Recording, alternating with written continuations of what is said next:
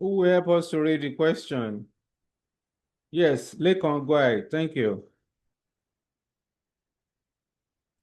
Required A.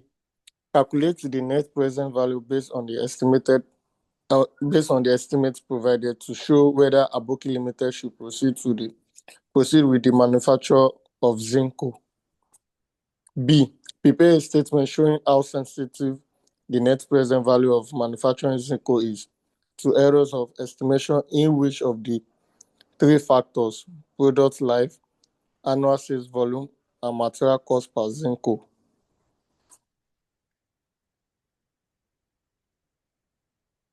C.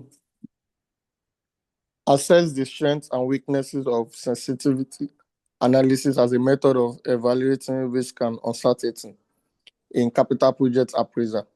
How does simulation provide an improvement over sensitivity analysis in this regard? All right. Let's go to the body of the question.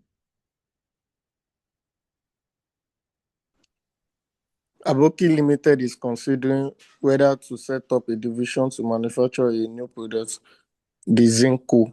The following statement has been prepared showing the projected profitability per unit of the new product as follows.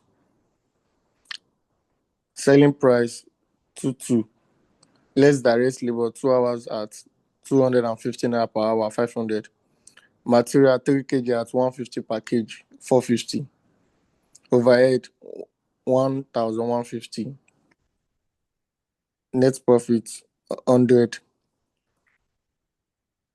A feasibility study recently undertaken at a cost of 5 million naira suggests that a selling price of 2,200 naira per Zinco should be set. At this price, it is expected that 10,000 units of Zinco will be sold each year. Demand for Zinco is expected to cease after 5 years. Direct labor and material costs will be incurred only for the duration of the project's life. Overhead per unit have been calculated as follows. Variable overhead 250 naira. Rent, see note 1 below, 800,000 divided by 10,000 units, which is 18 naira. Manager's salary, see note 2 below, 700,000 divided by 10,000 units, 17 naira. Depreciation, see note 3 below, 5 million naira divided by 10,000 units, which is 500 naira. Head office cost, see note 4 below, 2 hours at 125 naira per hour, which is 250 naira, altogether 1,150. Note 1. Zinco will be manufactured in a factory rented specially for the purpose. Annual rental will be 800,000, payable only for as long as the factory was occupied. Note 2. A manager will be employed to supervise production of Zinco at a salary of 700,000 per annum. The manager is at present employed by Aboki Limited, but is due to retire in the near future on annual pension of 200,000, payable by the company.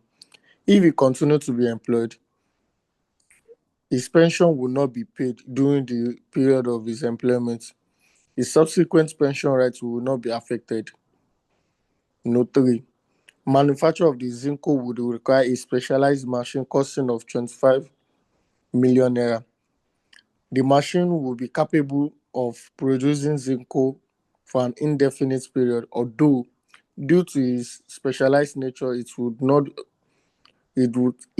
have any resale or scrap value when the production of Zinco ceases. It is the policy of Aboki Limited to provide depreciation of non-current assets using straight line method. The annual charge of 5 million naira for the new machine is based on the life of 5 years, equal to the period during which Zinco is expected to be produced. Aboki Limited allocates its head office fees cost to all products at the rate of 125 naira per direct labor hour.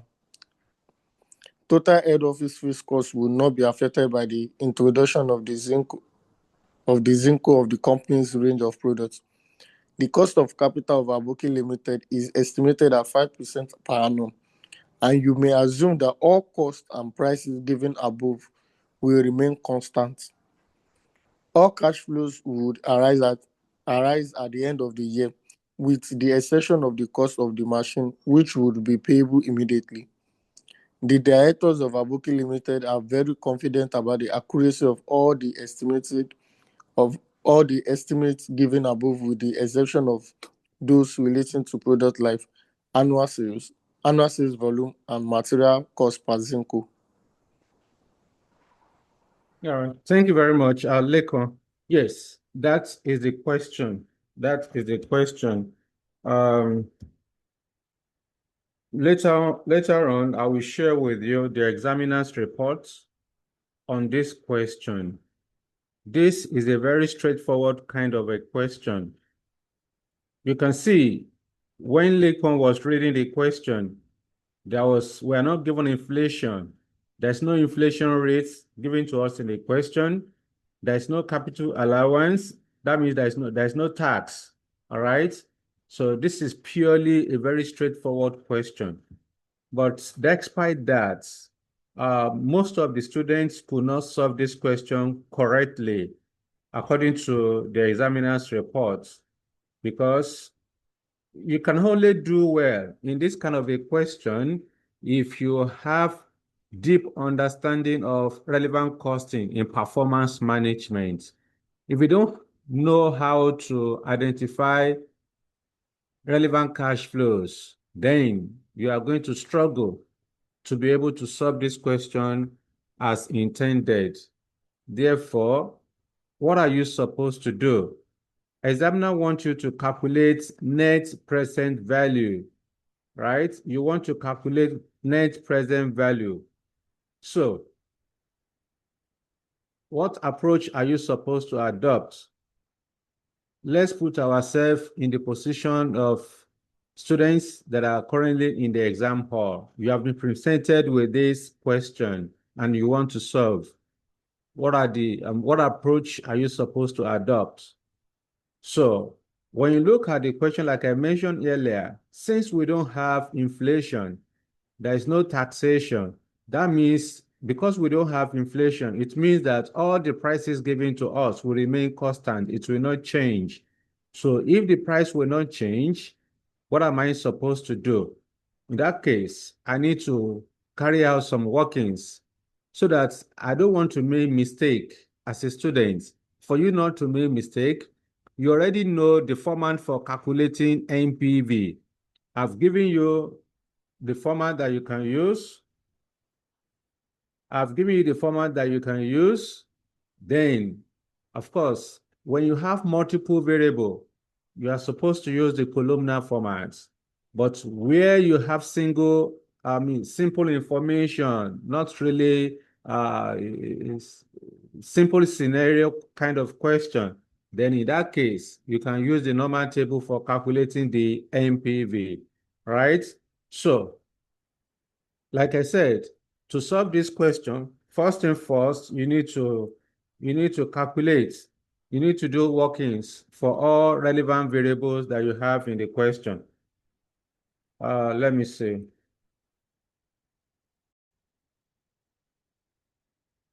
So, like I was saying, to solve this question, since we are not given inflation rates, so that means this is a very kind of a straightforward question.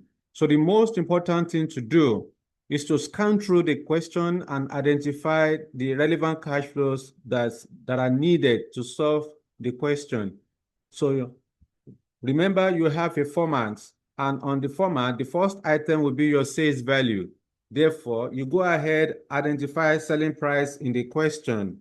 We don't have inflation, so you identify selling price in the question, you multiply with the number of units sold. That will give you total sales. You go ahead again and identify variable cost. So according to the question, we have about 3 or 4 different form of a variable cost. So we are given direct labor cost, direct material cost. We are also given variable overhead. So because of time, let's just solve the question once and for all. So like I said, so we are asked to calculate NPV. Therefore, this first page will be for NPV. The second page will be for requirement B and C. Then, all things being equal, this will be sufficient. We then move to the third page to go and do our workings.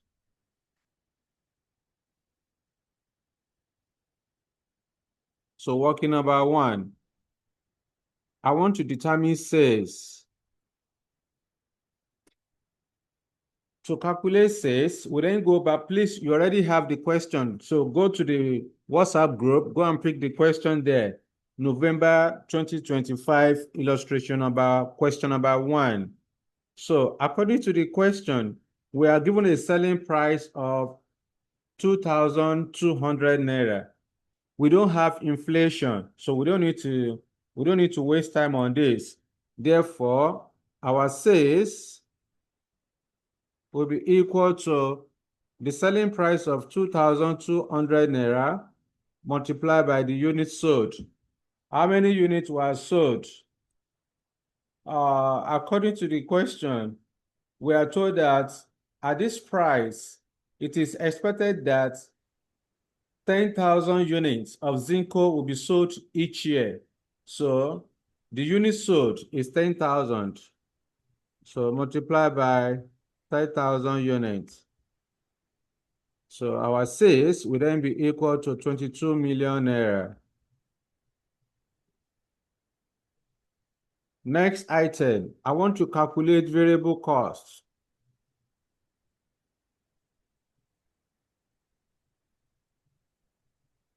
According to the question, variable cost is not given directly. So you are given direct labor cost. Variable cost, direct labor cost is an example of variable cost. So direct labor cost is 500 naira per unit. Therefore, I would then say direct labor, which is equal to 500 naira multiplied by 10,000 units.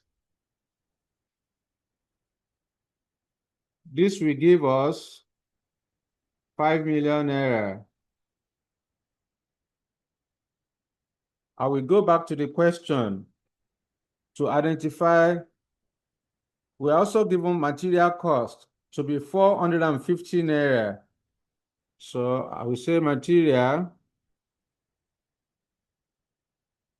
cost equal to 450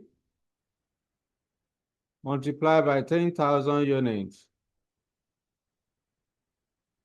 which is 4,500,000 naira, 500,000. Next, we're also given overheads. Pay attention to what I'm about to say. You are given overheads of 1,150. This overhead given to you, if there's no additional information, you are going to ignore it. Because remember what I told you when we had operating statement and relevant costing. I mentioned that there are 2 types of overhead. The first one is variable overhead, and the second one is fixed overhead. Only variable overhead is relevant. The fixed overhead is irrelevant. So if in a question, you are just given overheads, you are not told whether it is fixed or variable, you are going to ignore that overheads because it is not relevant. Only variable overhead is relevant. Therefore, examiner now told you that when you move down the table, you are told that overhead per unit have been calculated as follows. So examiner has demonstrated for you how they arrive at the 1,150 naira. So the first item is variable overhead, which is 250 naira. So variable overhead is a relevant cost. So I would then say variable overhead equal to 250 multiplied by 10,000 units. This will give us 2.5 million.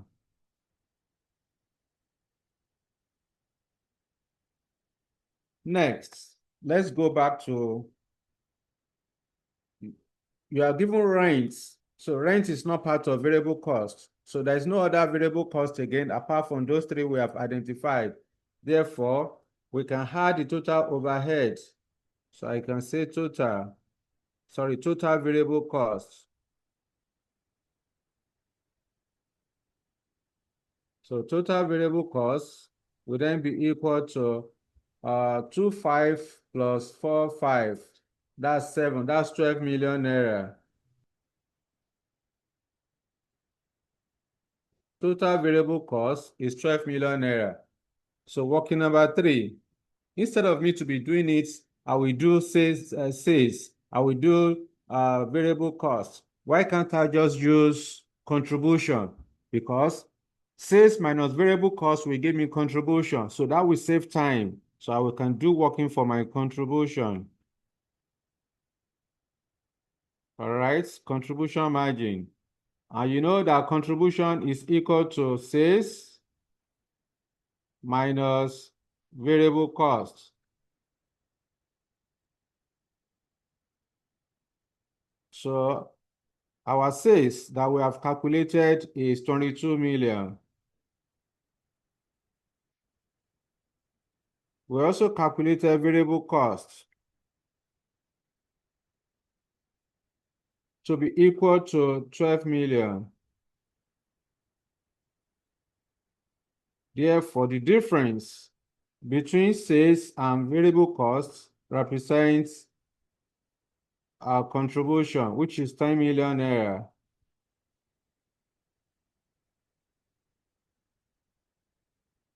So you have to shine your eye. You must know what to do at the right time so that you don't waste time solving the question. This is contribution. So now that I have the contribution, I can then proceed to calculate my NPV. Okay? Any other cash flow that I have, any other relevant cash flow, then I will be including it. So the name of this company is Aboki Limited. This is solution to question number 1.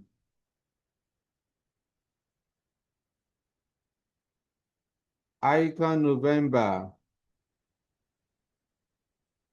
2025. So the name of the company is Aboki Limited. Number A, requirements. We're asked to calculate NPV. I would then say calculating net present value. If I like, I can restrict my number to thousands. Okay, I can restrict my number to thousands. If I like, I can leave it as it is. Since we don't have multiple variables, so there's no need for you to round your number to 1,000. If you round it to 1,000, fantastic. If you leave it as it is, no problem. All right, so I want to calculate NPV. So I will then say, I will create a column. In this case, I'm not going to use the columnar format. Since I don't have inflation, I don't have taxation. All right, so no working capital. I don't need to, all I need to do, I will just use the small table. So I will create a column for description of items, then cash flow, discount factor. According to the question, we are given cost of capital of 5%. Then you create a column for present value. The useful life of the project is 5 years. So in year 0, we have the initial outlay of the project. The initial outlay of the project, we are told, is 25 million naira.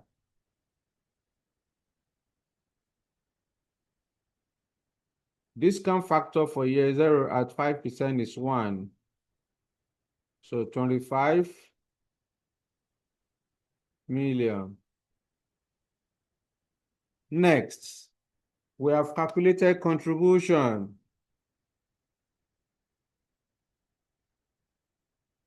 Our contribution is 10 million naira per annum. For the next 5 years, that means this 10 million naira is constant. So I need to calculate annuity factor of year 1 to 5 at 5%. So let's go back to the question and identify if you have other relevant cash flows. So according to the question, we are also given rents as part of the overheads. We are given rents of 800,000 naira. So let's go and see note 1. Let's see note 1. You are told that Zinco would be manufactured in a factory rented specially for the purpose. Annual rental will be 800,000 naira, payable only for as long as the factory was occupied. This factory will be occupied for the next 5 years. So that means this annual rental of 800,000 naira is a relevant cash flow. So we have to take it because examiner told you that Zinco would be manufactured in a factory rented specially for the purpose. So that means it's a relevant cost. So let's go and indicate that rents for the next 5 years, because examiner told you that for us, the company will continue to incur the rents for as long as the building is occupied. So here is rents. How much is rents? 800,000. So here will be 800. This is a cash outflow. Put it in brackets. Let's move on. Overhead also includes manager's salary. See note 2. Let's go and check note 2. In note 2, you are told that a manager would be employed. A manager would be employed. That means the salary paid to this manager is a future cost because you are told that the manager would be employed. All right. Why are you employed manager? Because of product Zinco. All right. So 700,000 naira. The manager is at present employed by Aboki Limited, but is due to retire in the near future on an annual pension of 200,000 payable by the company. If he continues to be employed, his pension will be paid during the period of his employment. His subsequent pension rights will not be affected. So there's a saving here. Pay attention. You are told that if this manager retires now, the company will be paying annual pension of 200,000 naira. The company will be paying annual pension of 200,000. But this manager will not retire because he has been employed to carry on for the next 5 years because of this product, Zinco. So that means the company is going to save 200,000 naira per annum instead of paying pension of 200,000 naira every year. So that pension will be delayed until after this project before the company will then begin to be paying the pension because it will be employed. This manager is employed to supervise the production of Zinco. That means he is not going to earn the annual pensions. The company will save the 200,000 that is supposed to pay to the manager. Therefore, we need to go and adjust the manager's salary. Let's go and do working for manager's salary. Working number 4. Managers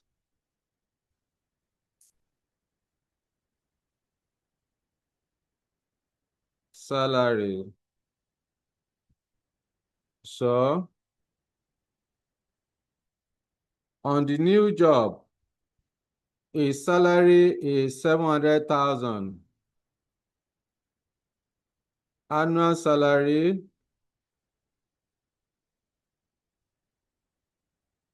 is 700,000.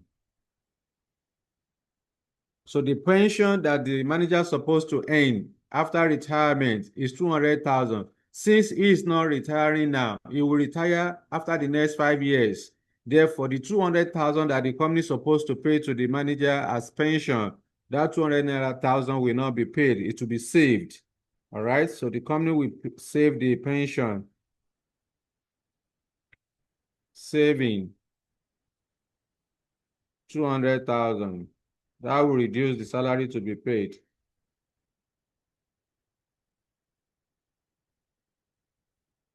So here will be 500,000.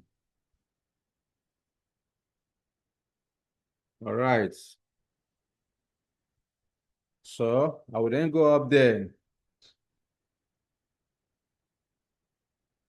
Year 1 to 5. Managers salary 500,000 per annum. It's a cash outflow. I will go back to the question again and check in case I'm given other relevant cash flow. I think somebody was raising hand the other time. Let me check. Okay, the person has dropped. So next item, after manager salary, the next one is depreciation. Of course, depreciation is a non-cash item. So, but examiner say we should see note 3. Let's go and read note 3. Manufacture of Zinco would require a specialized machine costing 25 million naira. That 25 million naira is the initial outlay we have taken already. The machine will be capable of producing Zinco for indefinite period, although due to its specialized nature, it will not have any resale or scrap value when the production of Zinco ceases. It is the policy of Aboki Limited to provide depreciation on non-current assets using straight line method. The annual charge of 5 million naira for the new machine is based on the life of 5 years, equal to the period during which Zinco is expected to be produced. That is, examiner is telling you how they arrive at the 5 million naira. The cost of the machine is 25 million. 25 million naira divided by 5 years, it will give you annual depreciation of 5 million. So that is how they arrive at the depreciation of 5 million naira quoted in the table. So depreciation is a non-cash item. Therefore, you are going to ignore it. It's not relevant. You state your assumption after your calculation. Next item, head office cost. See note 4. Note 4 is saying that Aboki Limited allocates its head office fixed cost to all products at the rate of 125 naira per direct labor hour.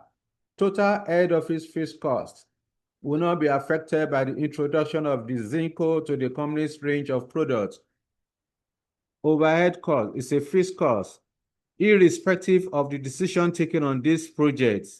The company will surely incur the fixed overhead cost. Therefore, it's not relevant. All right? Overhead cost is not relevant. You ignore it. Okay? So what else? I think that's it. That's it. So let's calculate our NPV. So we need to go and calculate annuity factor of year 1 to 5 at 5%. Annuity factor, working number 5.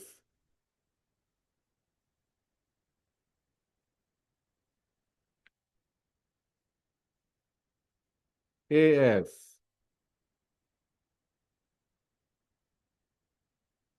You know, annuity factor is computed as 1 minus, open a bracket, 1 plus cost of capital raised to power minus n, all divided by r, which is equal to 1 minus cost of capital is 5%, so that will be 1.05.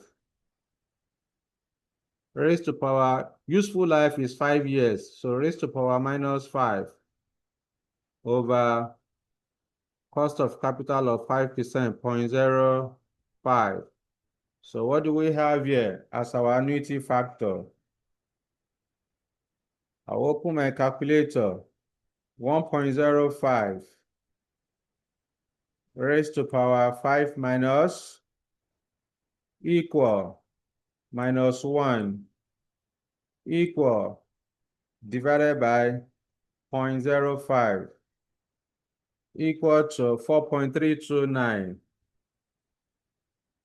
Annuity factor is 4.329. That's it. So I will then go up there. Annuity factor 4.329. So here is 4.329. 4.329. We then multiply. We multiply with the cash flow to get the present value. So here will be 43 million. 43,290,000. The next one, which is 800,000. 3,463,200. What do you say it is? 3,463,200. Okay, 3,463,200. 463,200. Cash outflow. Then the one of manager's salary. 2,164,500. 2,164,500 naira. Cash outflow. So at this point, we then need to determine our NPV. Remember, we said that net present value represents the difference between the present value of cash inflow and present value of cash outflow in capital investments. So when you find the difference, what do you have? What's our NPV?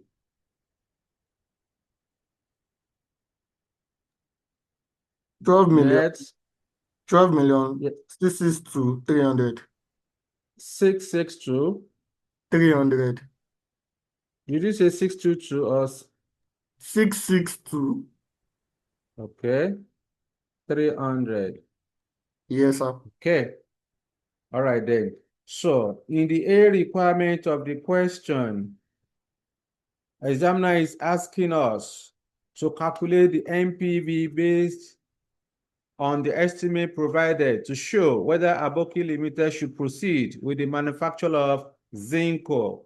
In that case, you need to advise. You need to advise. So I can then say, since our NPV is positive, it means that the project is financially viable. We can then say the project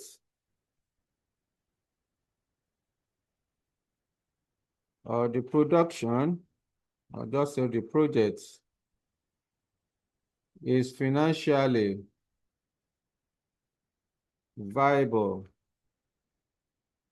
considering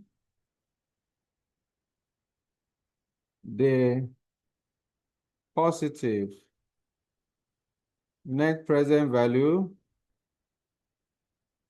of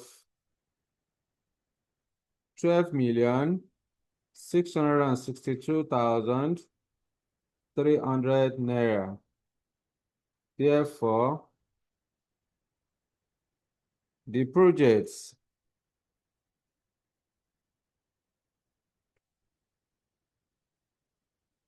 should be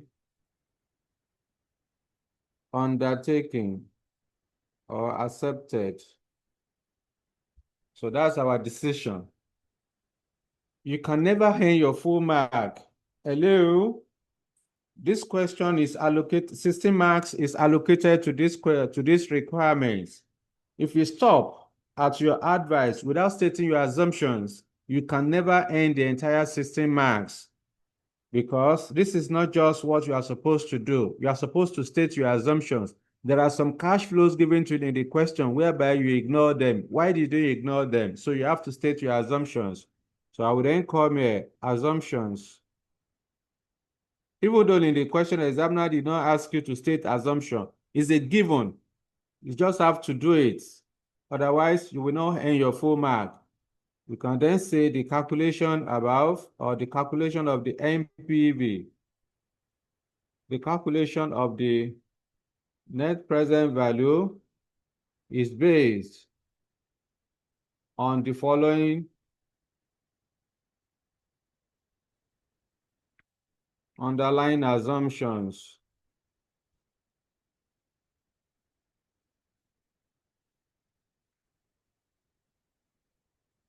Number one, I will then go back to the question, what are the assumptions that we have made? From the first table given to us, we started with overheads. Our assumption will start from overhead. Overhead is broken down into variable overhead, rents, manager salary, depreciation, then head office cost. So you need to speak about each of them. All right. So no need to comment on overhead, variable overhead, because it's a direct cost and you have taken it. So no issue on that. But you can comment on the rents. You can comment on the rents. So I will call me a rent. So what's the assumption on the rents? So let's go back to the question. Remember, assumption is not something you are going to fabricate. It's already there in the question. So as far as rent is concerned, we are told that Zinco will be manufactured in a factory rented specially for the purpose. So I would then say the rent, the annual rent of 800,000 naira is relevant and included in the calculation since the rent will be incurred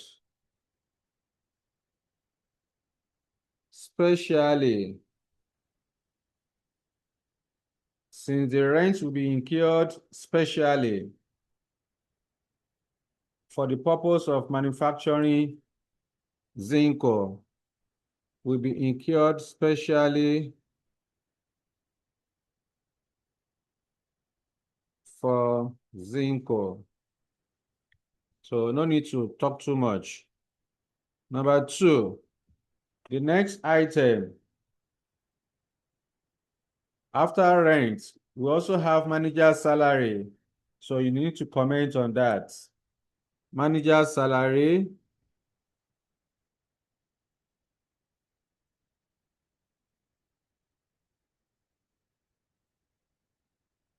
the manager salary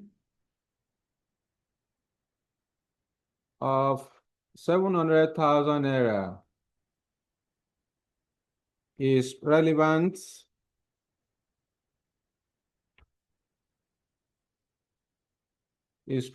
to the calculation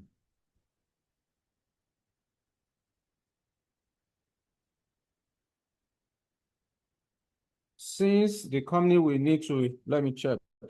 What did the examiner says again? Let's go and check. A manager will be employed. Okay, so will be employed to supervise production of Zinco. So we say the 700,000 is relevant to the calculation since he will be employed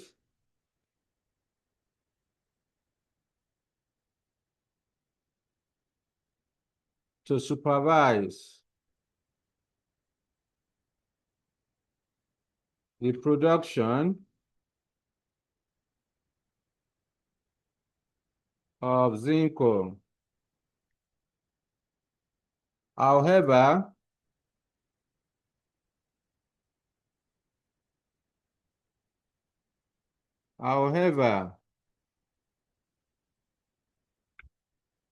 since the manager will not retire now,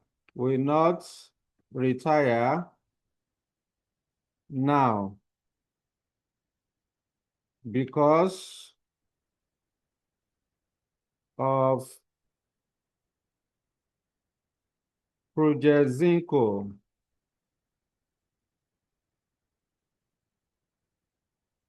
the annual pension, the annual pension of 200,000 naira will be saved. The annual pension of 200,000 naira will not be paid now, will not be paid, will not be paid until after the projects in 5 years' time.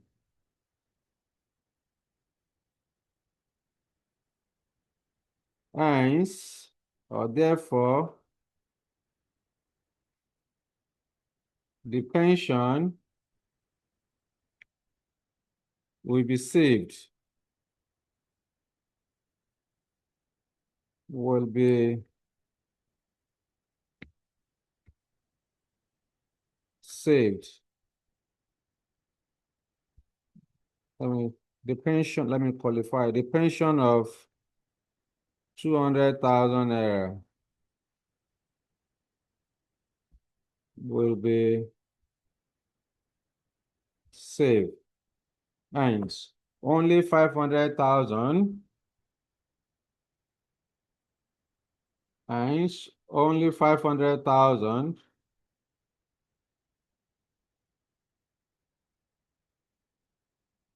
will be paid as salaries.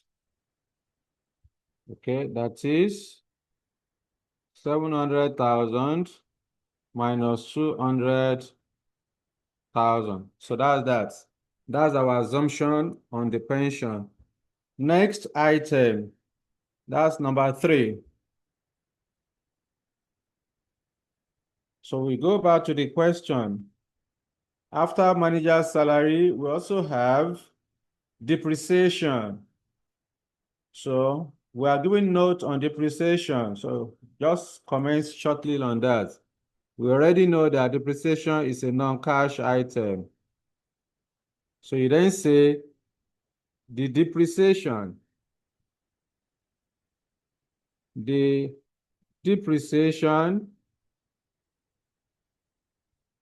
of 5 million naira is a non-cash item, and therefore not relevant to the calculation. So we ignore it. It's not part of our calculation. Next, number 4. Go back to the question. After depreciation, we have head office costs.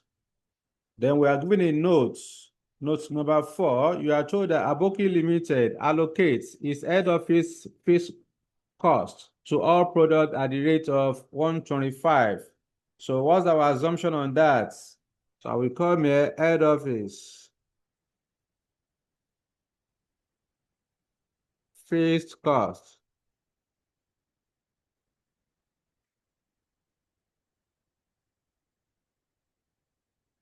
This will be incurred irrespective of the decision taking. That is, it is fixed. This will be incurred irrespective of the decision taking on project Zinco.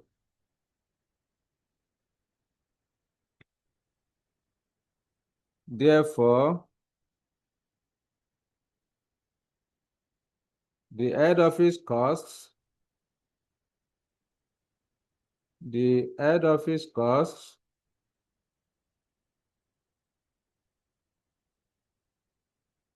the head office fixed cost is not relevant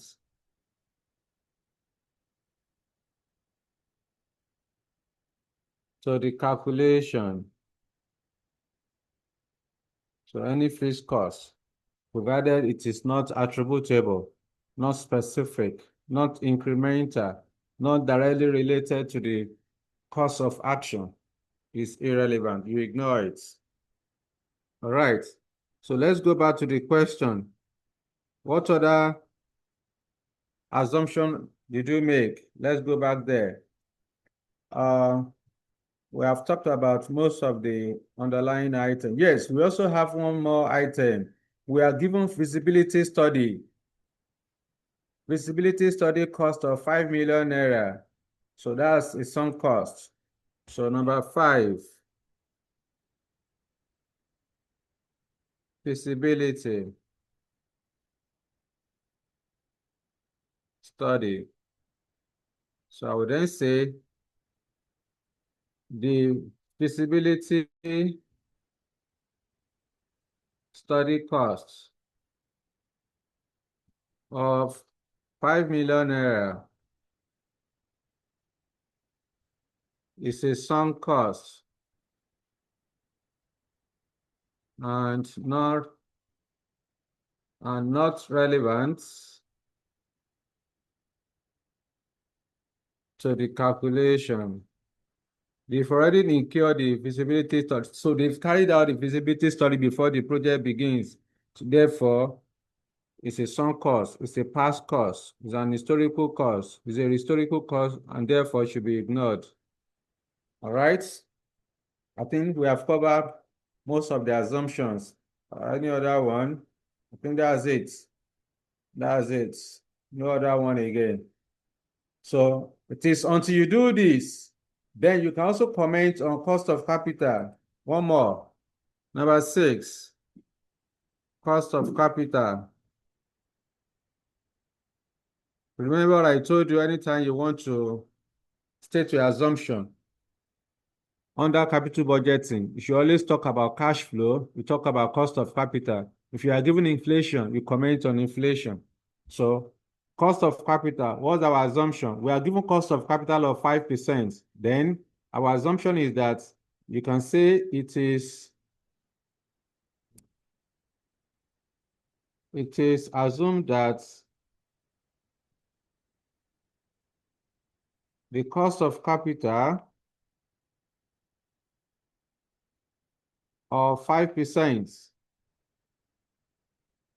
is appropriate and consistent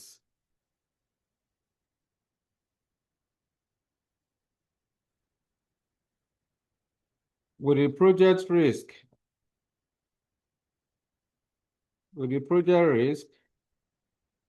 and cash flow.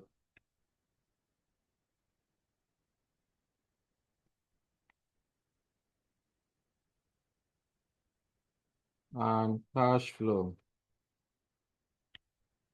Then lastly, you can comment on number 7. You can comment on cash flow. Even the examiner mentioned this particular assumption in the question. So it is assumed that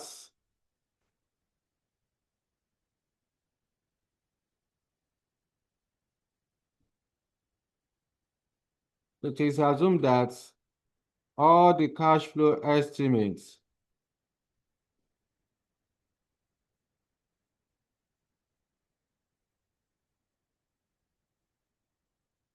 are realistic and will occur at the end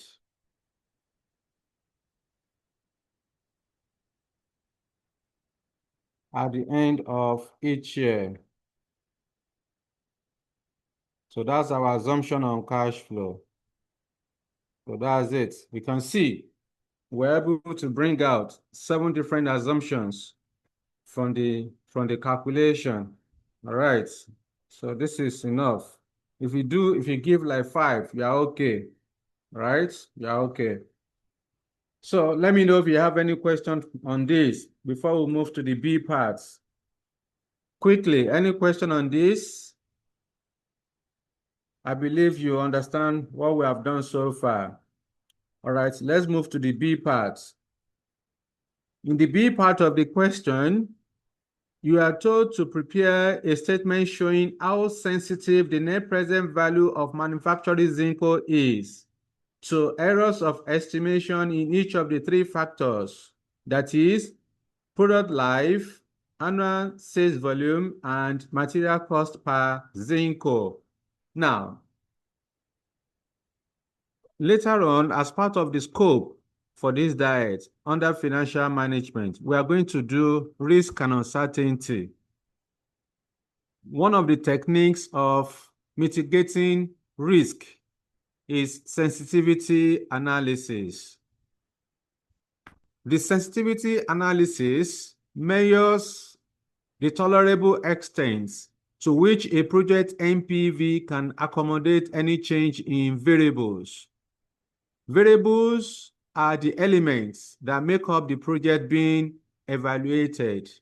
Those elements can include sales value, sales volume, scrap value, initial outlay, cost of capital, project life, variable cost, contribution, incremental, attributable, or specific fixed cost. So any variables that make up the project being evaluated are the ones that the examiner want to know. You are asked in this particular requirement, what is the extent to which your product life, annual sales volume, and material cost can change before the project will become unviable. We have advised that this project is financially viable because it produced a positive NPV of 12,662,300 naira. Fantastic. The project is financially viable and should be accepted. However, examiner wants to know what is the extent to which the product life will change before the project will become unviable. What if the sales value reduced by a specific percentage? Can the project still be viable? What if the material cost increase by a particular percentage? All right, no matter how little, can the project still be viable? All right, so this is what sensitivity analysis measure. Even though we have not gotten to risk and uncertainty for you to learn more about sensitivity analysis. However, we have to solve this. All right, so let me quickly show you what you need to do in these B requirements. Okay, so we want to calculate number B. Let me go number B. So I will say sensitivity margin, calculating sensitivity margin. Okay. Sensitivity margin, let me just give you the meaning. Sensitivity analysis measures the extent, measure the tolerable extent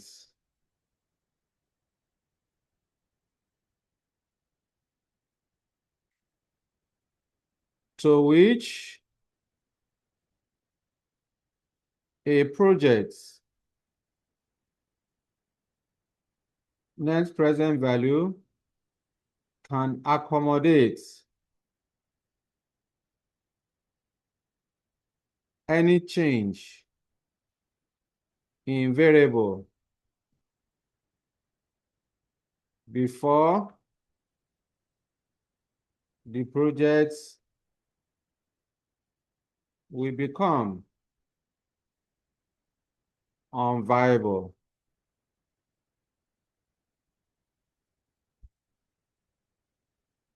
So that's the meaning of sensitivity analysis. Therefore,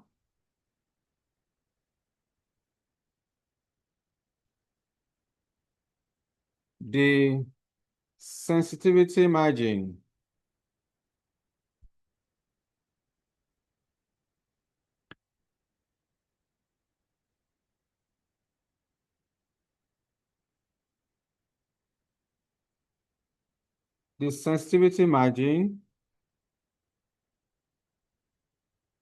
of product life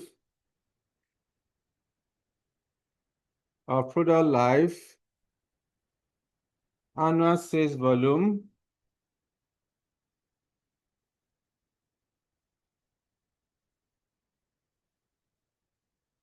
and material costs will be calculated as follows.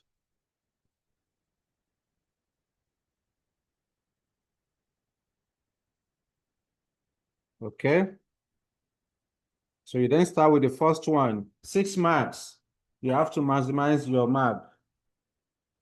So the first one is project life. So I would then say sensitivity margin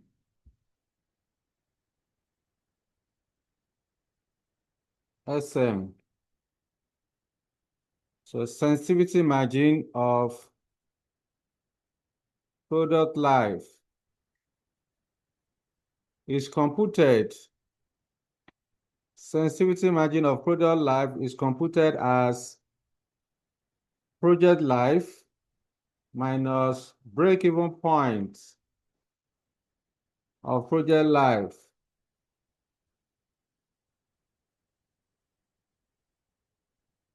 break-even point of project life over project life multiplied by 100 over 1. Let me move faster. By now, we should be done with this question. I said 1 hour. Okay. So to calculate, anytime you want to compose sensitivity margin of product life, there are 3 procedures you are supposed to carry out. Step 1, you are going to, okay, let me do it this way. This will be equal to, the project life is 5 years. So this will be 5 minus, we need to go and calculate break-even point of project life. So let me push it down a little bit. Note, let me show you. I would then say break-even points of project life. Okay. To calculate break-even point of project life, there are 3 steps. Step 1, you reduce the life of the project by 1. Reduce the life of the products or projects by 1. So in this case, the project life is 5 years. 1 minus 5, then 4 years. That remains 4 years. Then step number 2, calculate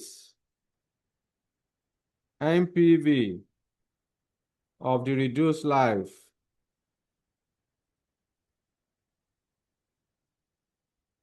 RL. Then step number 3, calculate break-even point of product life using the formula below.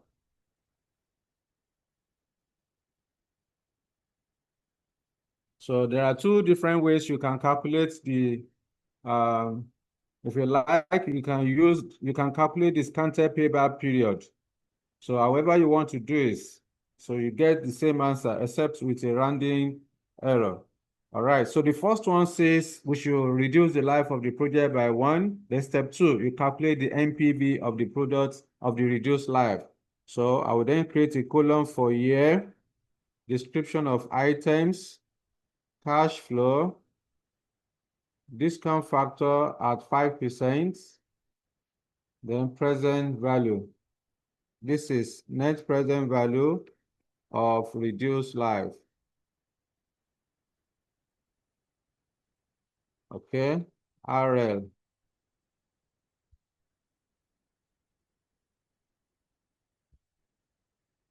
Okay. So here 0, 1 to 5, 1 to 5, 1 to 5. Initial outlay 25 million. Contribution 10 million. Is it 10 million or 12 million? Let me check. Contribution, yes, 10 million. Then we have rents. Annual rent of 800,000. We have managers salary 500,000. Oh, sorry, year 1 to 4. We have reduced the life by 1.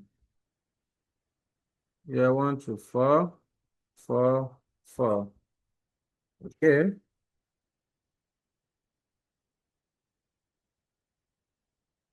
So I need to calculate annuity factor of year 1 to 4. So 1.05 raised to power 4 minus equal minus 1 equal divided by 0.05 equal to 3.546. Here is 3.546. Here is 1, 3.546. So then multiply to get the present value. Here is 35 million of 460,000. Then 800,000. 2,836,800. 2,800,000 and what? 836,800. 2,800,000 and what? 836,800. Okay. Then manager salary.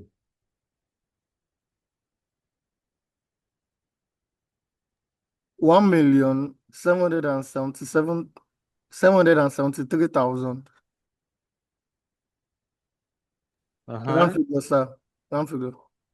Okay. 1,773,000. All right then.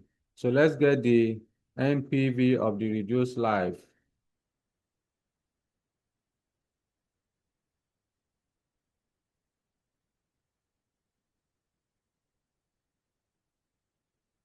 What's the NPV of the reduced life?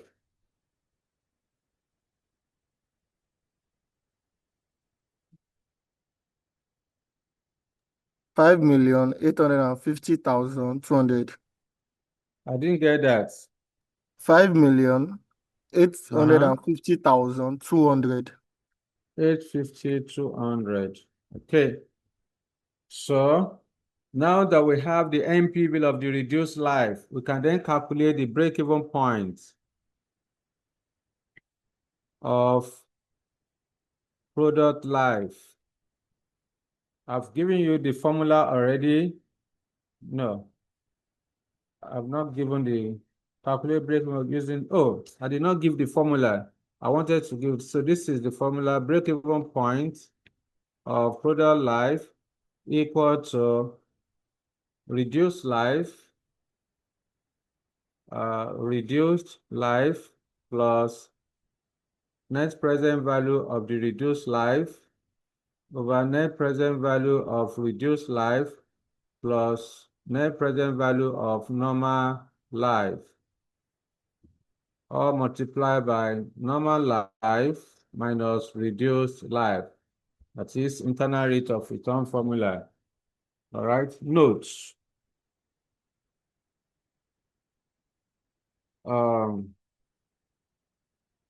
NL equal to normal life.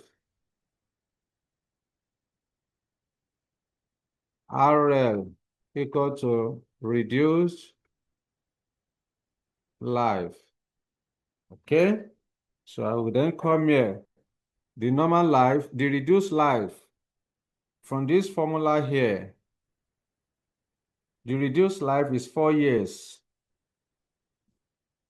So I will then say 4 plus NPV of the 4 years. That's 5850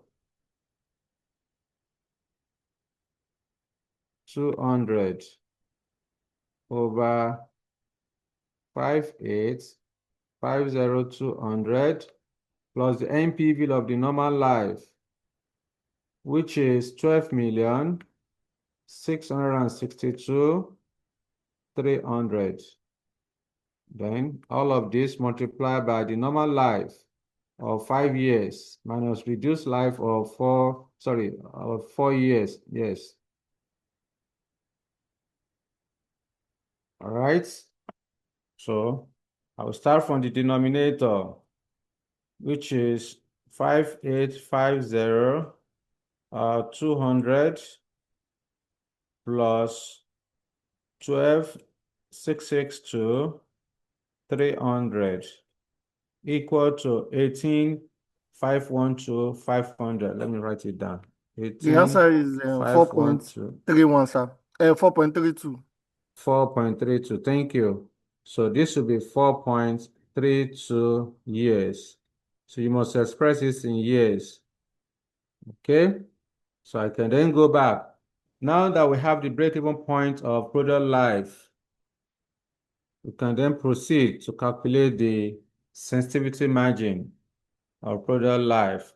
So minus 4.32 divided by 5 multiplied by 100 over 1. So what do we have here?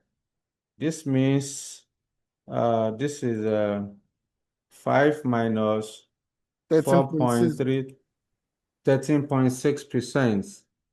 13.6%.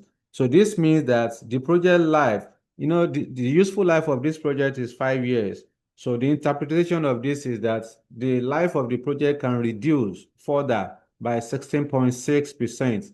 So if you reduce beyond 13.6%, that means the project will not be viable. This 13.6% is the reduction in the product life that will make the project break even. If you reduce the life of this project beyond 13.6%, the project will not be viable again. So let me put a comment here. Let me just put this one by the side so that I can use that space. So you then need to interpret your result by saying that the product life should not reduce below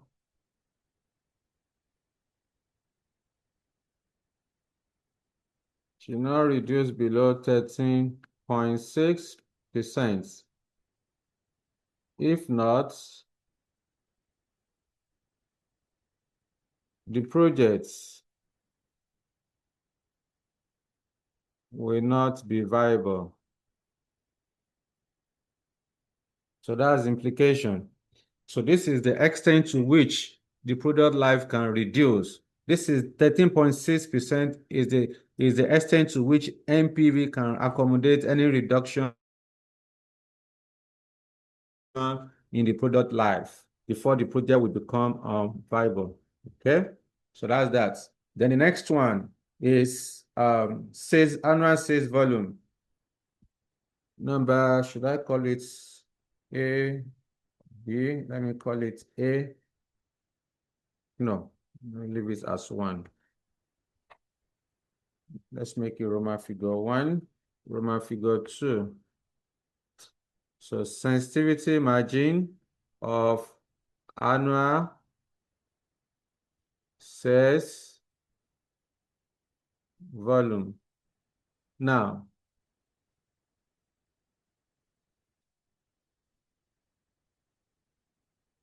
when calculating, let me give you a note.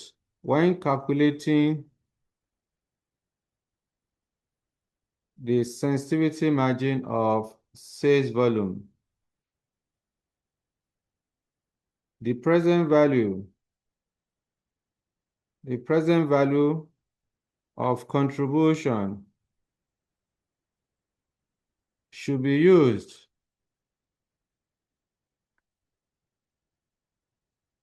as the denominator.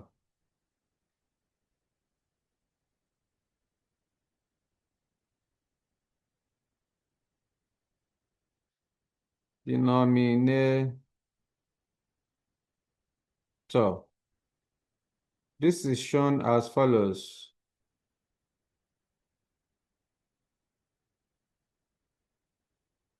Okay, so anytime you are asked to calculate sensitivity margin of sales volume, you have to use the PV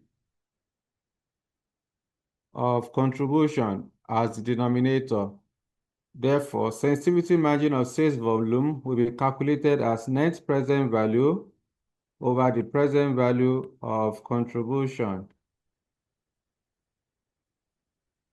multiplied by 100 over 1.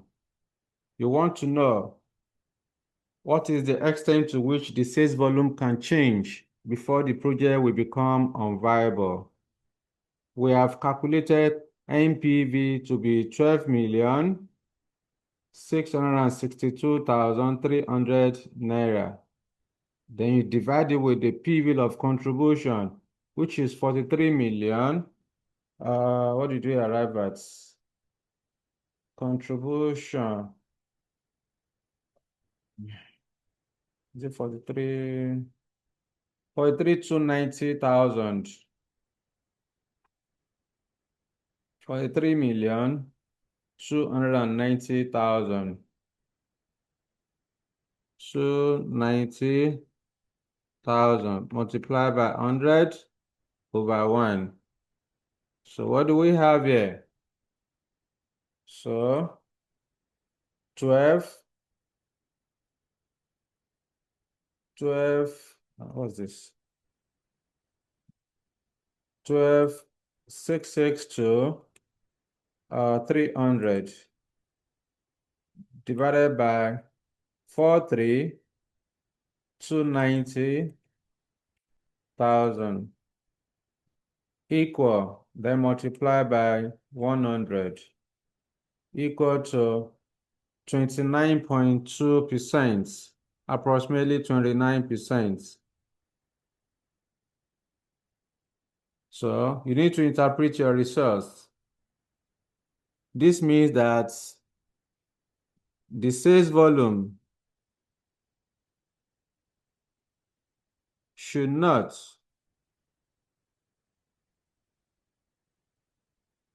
reduce below 29%. Otherwise,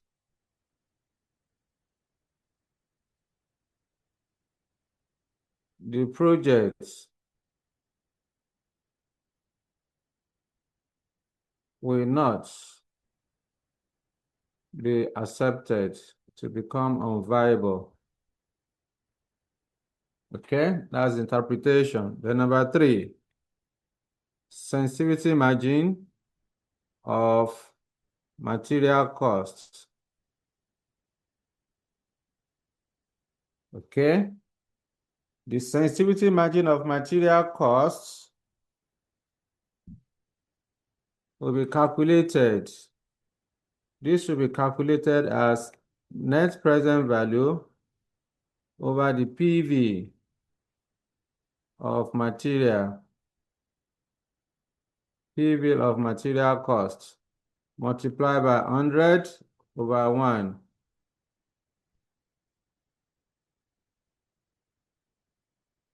All right, so the NPV is 12,662,300. We don't have the PV of material cost, therefore we need to calculate it. So I can then say notes. PV of material cost. This is calculated as material cost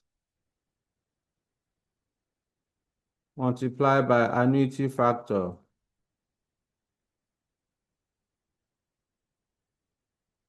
Okay, so what's the material cost? I think material is 4.5 million. Let's go back to our workings. We calculated material costs. Material cost is 4.5 million. All right, so you then multiply to get the present value, you then multiply with the annuity factor. We are 1 to 5. So here is 4.5 million. Annuity factor of 4.329. So what do we have here? 4.5 million multiplied by 4.329 equal to 19,480,500 naira. That's the present value. That's the present value of material. Okay. So I will then come here 19,480,500 multiplied by 100 over 1. So what do we have here? 12,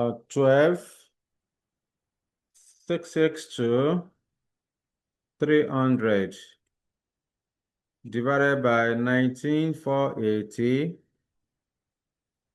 of 500 equal multiplied by 100. That's approximately 65%. This is 65%. So this means that the material cost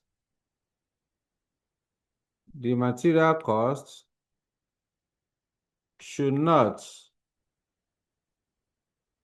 increase beyond 65%. If not, the products, product Zinco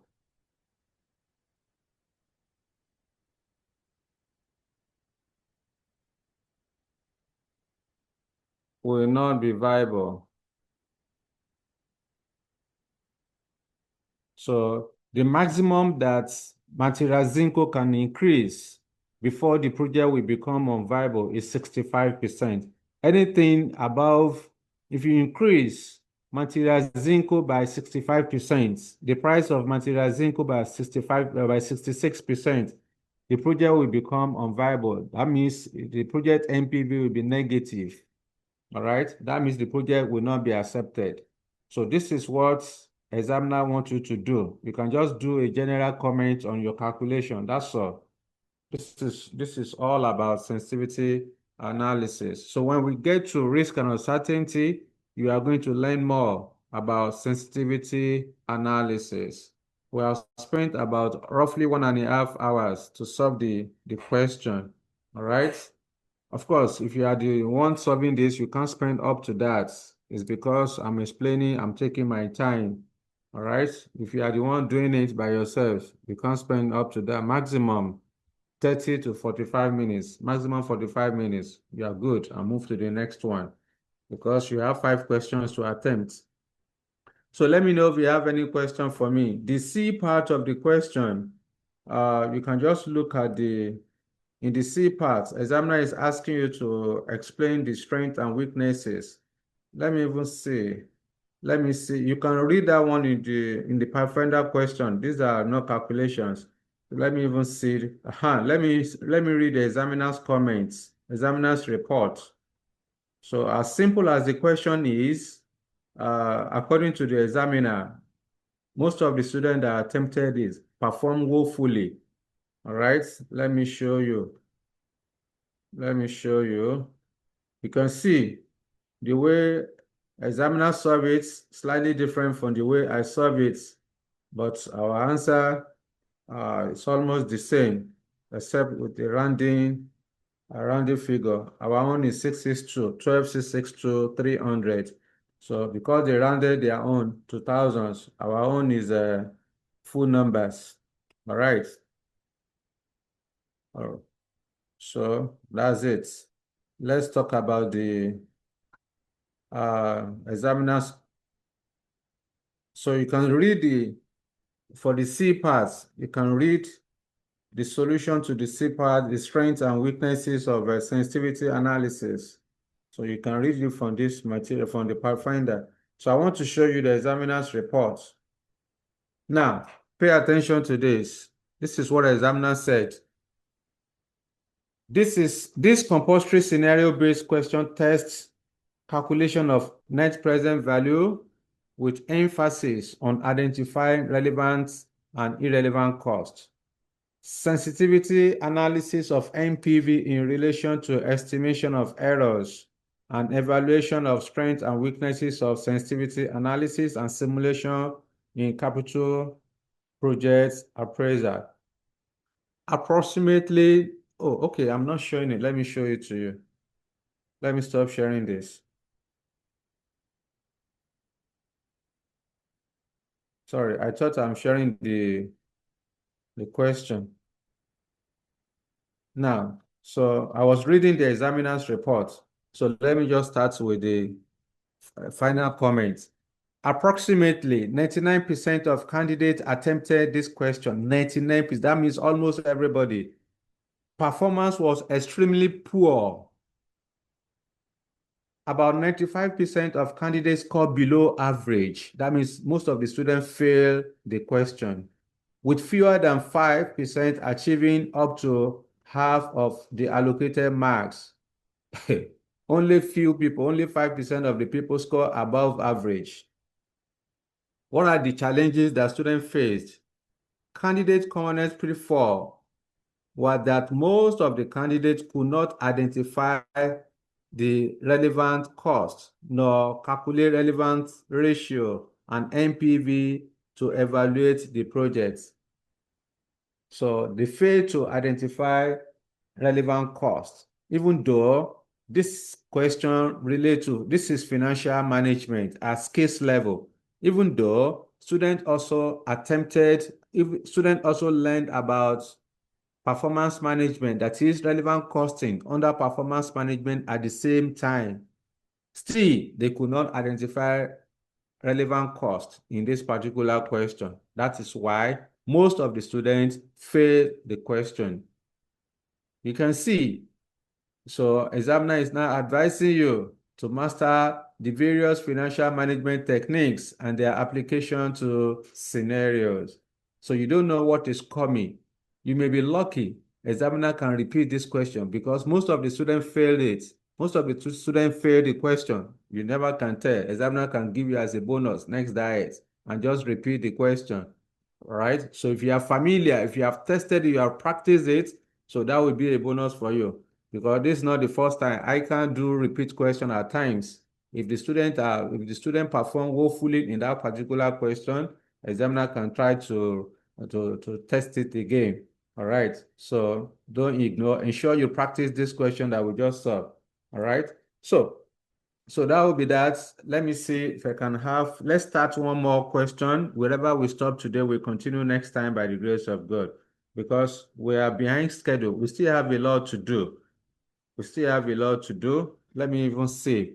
After this, after capital budgeting, we are going to have specific investment decision relating to lease versus hire purchase. 2. After this, we are going to do risk and uncertainty. Okay. Then number 3, we are going to dissect.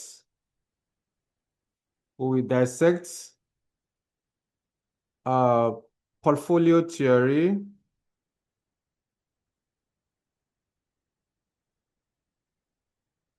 Number 4, we are going to do capital asset pricing model. Number 5, we do working capital.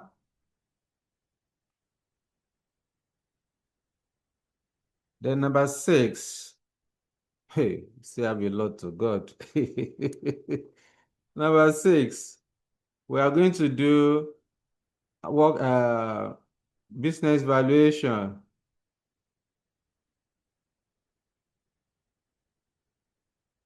All right. So these are the outstanding topics that we have. These are the outstanding topics that we have. So the first one, we are going to need only one period to solve lease versus hire purchase. Risk and uncertainty, we need 2 periods. Portfolio theory, 1 period. Capping, 1 period. Working capital, we are going to manage 2 periods. Business valuation, we need 3 periods. How many periods do we have between now and April 26th when we are going to end the diet? All right. But in any case, when we get to end of March, we are going to evaluate our level of coverage.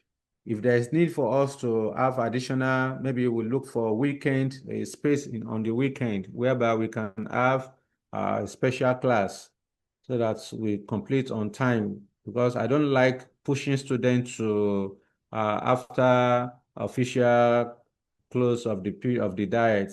I don't like extending my class because I like to release my students so that they can concentrate to prepare for the exam. So these are the areas and these are the topics we have outstanding, but I can assure you we are going to cover all of them. That one is a must. Okay then. So we have about 20-something minutes more.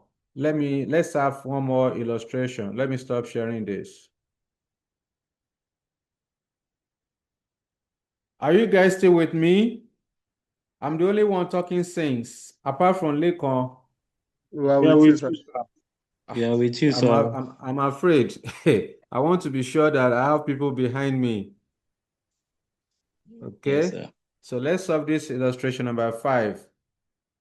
This one, so far, we have solved ordinary question whereby we have solved questions that involve mutually exclusive projects. We also solved the question on Maryland, all right, where you have inflation on selling price and all of that. Again, we have solved the question of November 2025 diet. So let's solve this particular question. Let's have one more. Let's solve a question that involves inflation and taxation, working capital. How do you treat it when you see it in a question? So that's essence of this question. So I need one of you to read, not Lekon again. I need another person, preferably a lady. Oh.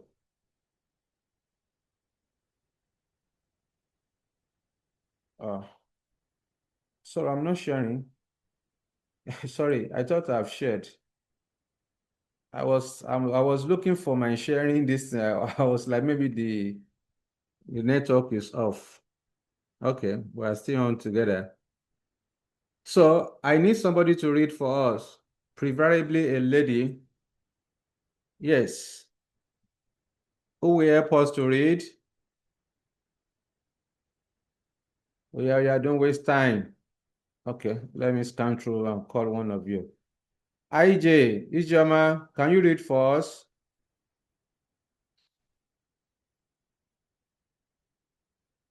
Ijoma, are you there? If Ijoma is not there, then Mary Oluwatosin, read for us. Okay, sir. So let's start from the requirements.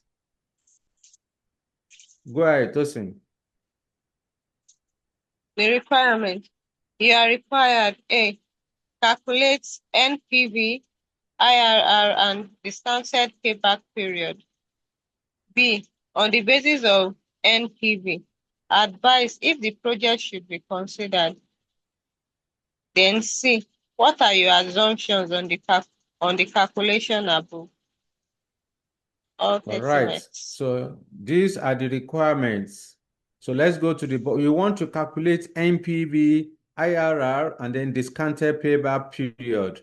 So that it's good for you. Always start from the requirement. When you are given a question, always start from the requirement, because the requirement will prepare your mind to look out for the variables that you need to do justice to the question. Therefore, let's go back to the body of the question. Continue, Tosin. Okay, sir. Washington PLC is considering a project whether or not to commercialize an innovative muzzle toning device, MDT, that will be used in the treatment of sporting injuries. It is expected that the commercial life of the MTD will be 4 years, after which technical advances will bring more sophisticated devices to the market, and the sales of MCD will fall to vertically zero. 8 million naira has been spent in the developing and the testing the device over the past year. Initial market research has been conducted at the cost of 2,500,000 and is due to be paid shortly. Information on future returns from the investment has been forecast to be as follows. All figures assumed to be correct.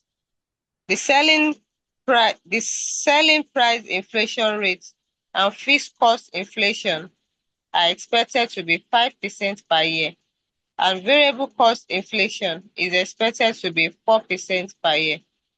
Fixed cost represents incremental fixed production overheads, which are wholly attributable to the project. The production equipment for the new device would cost 120 million, and an additional initial investment of 20 million naira would be needed for the working capital. The equipment is expected to be sold at the end of 4 years for 10 million naira when the production and sales cease. The average general level of inflation is expected to be 3% per year, and working capital would experience inflation of this level. Capital allowance, tax allowable depreciation of 25% on a reducing balance basis would be claimed on the cost of the equipment.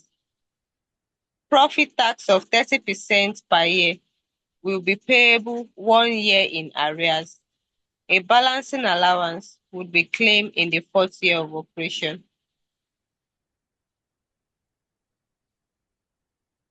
Washington PLC has a real cost of capital of 7.8%. All right. Thank you very much, Tosin. That is the question. Let's see what we can achieve between now and the closing time for today.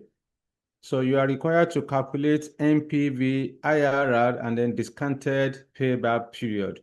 I want to calculate net present value. Let me stop sharing this quickly. We want to calculate net present value. How do you calculate net? Let me first thing first. This is solution. So illustration. I think that's illustration number 6 or 5. Let me confirm. Illustration number 5, page 64. Illustration 5, page 64. The name of the company is Washington PLC. So examiner is now asking us, A1, you have to calculate net present value. So I will say calculating net present value. We can restrict our number to thousands. So that will save time. We then go back to the question. When you are developing your table, when you are outlining your table, you need to go to the question and check what's the useful life of these projects. We are told that these projects will last for, why do we have useful life? 4 years. The project will last for 4 years. It is expected that the commercial life of MTD will be 4 years, after which technological advances will bring more sophisticated devices to the market, and sales of MTD will fall virtually to zero. So before I put down anything, before I put down the number of years, I need to go back to the question and check information about tax. How much tax am I going to pay, and when am I going to pay the tax? Is tax going to be paid in the current year or in arrears? So all of this information, the question will tell you what to do. All right. So according to the question, we are told that what is the tax? Profit tax of 30% per year will be payable 1 year in arrears. Means 1 year after 12 months. That means the profit of year 1 will be taxed in year 2, profit of year 2 in year 3, profit of year 4 will be taxed in year 5. That means this table, our table will extend to year 5. So I will then do for year 0, year 1, year 2, year 3, year 4, year 5. Then I can create additional column for workings. Okay, this should be your approach. Why are we using columnar format?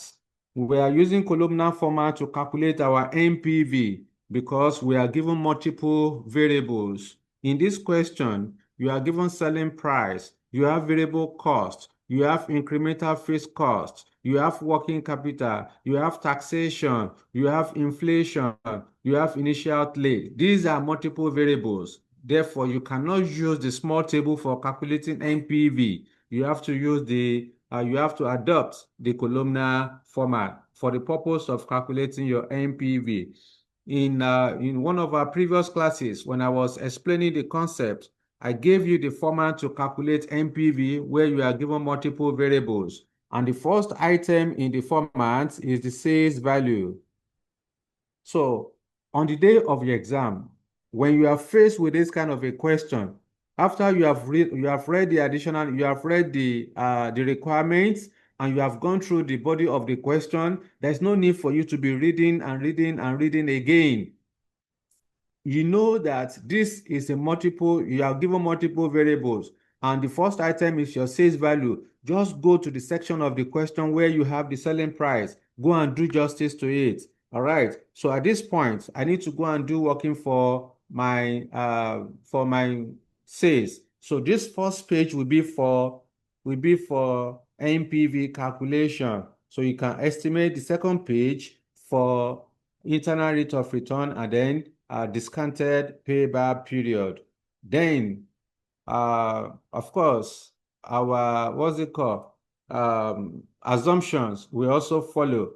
But because of time, so I won't do that because we may not be able to finish this question today. So let me just do NPV. We should be able to complete NPV.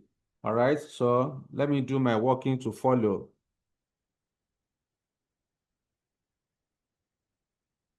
Okay. Worst case. Let me go to the third page. Worst case. Here will be workings. So please pay attention.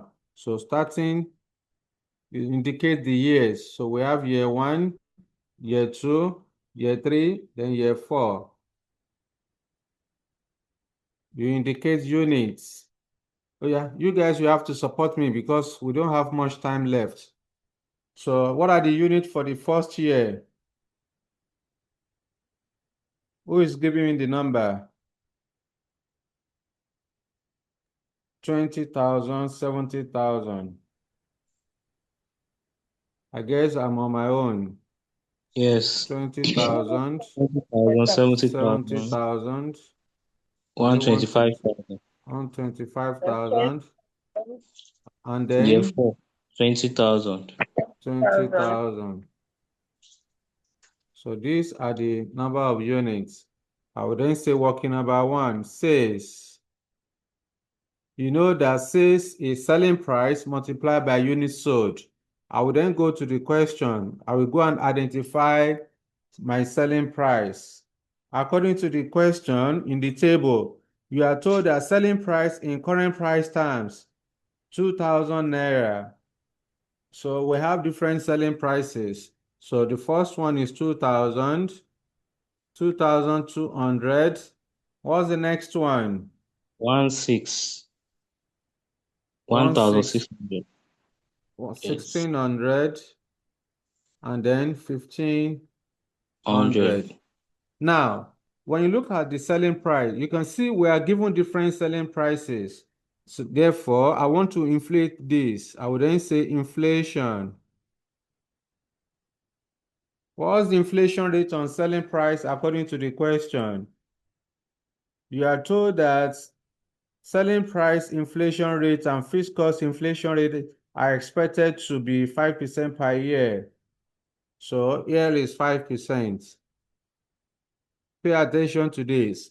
I would then need to ask myself, this 2,000, 2,200, 1,600, and 1,500, is it 4-year prices or in current value terms? Examiner has told you that this selling price is in current value terms. So if your cash flow are stated in current value terms, year zero, if you are given year zero prices, today's prices, or current value prices, inflation should start from year one. Therefore, I would then say 1.05. Inflation rate is 5%. You remember the formula to convert real cash flow.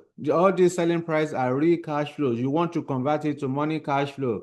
You remember the formula I gave to you, which is money cash flow equal to real cash flow multiplied by 1 plus inflation rate raised to power n.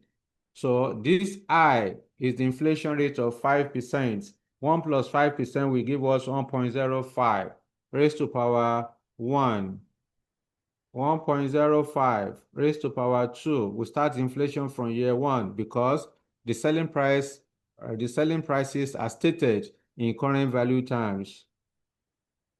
Raised to power year 3, raised to power year 4. That's it. So I will then carry my calculator.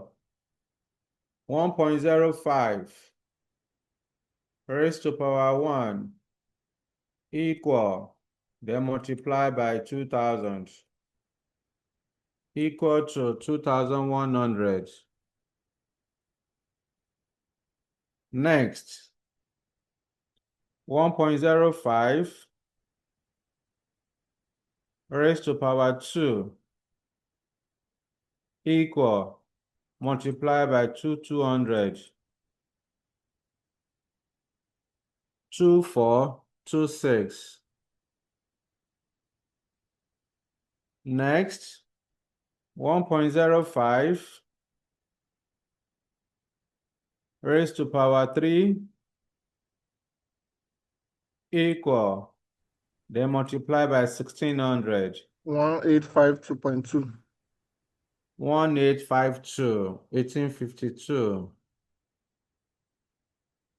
The last one, which is 1.05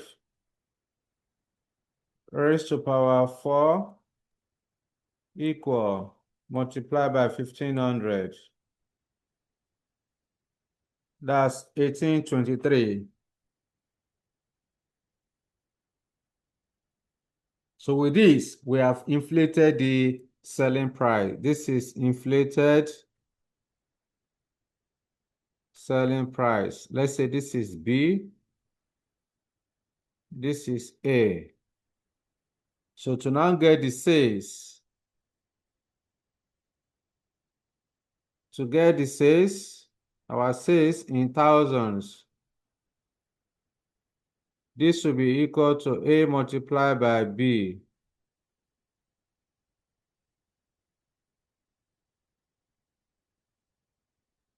All right. Therefore, 20,000 multiplied by 100. That's 42 million. So this will be 42,000. Our figures are in thousands. Next.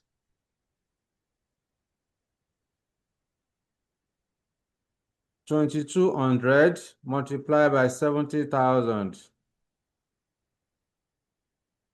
Hello. 70,000 multiplied 169. by, oh, sorry, it's 2426. Error of I. 69820. Yes, 169,820. 820. I think my network is breaking. Next, 231 500. 1852. Pardon? 231 500. 231 500. Okay. Yeah. 231 500. Year 4. 36 460. Take it again. 36 460. 360. I think it's my network. Your voice is breaking. Let me see. 1853 multiplied by 20,000. 37060. Is that what you got? No. No, sir. 36460. 18. Oh, I did 1853 instead of 1823. Yes, 1823, sir. Multiply by 20. That 36460. Yeah. Yes, sir. 36460. So that's that. You can then go and post your sales. Okay. Working number 2. In the question, we're also given variable costs. We are given variable costs. So variable costs. Variable costs per unit, the first year is 1900, followed by, 900, 1000, 900, 1000, then 1000 and is it 1050? 1020, 1020, 1020. So inflation at 4%. Inflation rate on variable cost is 4%.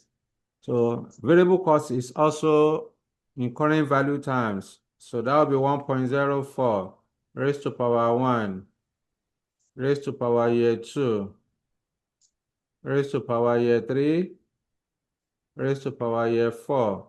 So quickly support me. Give me the final answer for each year. The first one, sir. 936. 936. Yes.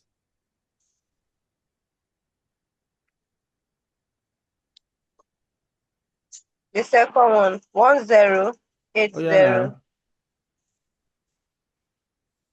1082. 1082. Next.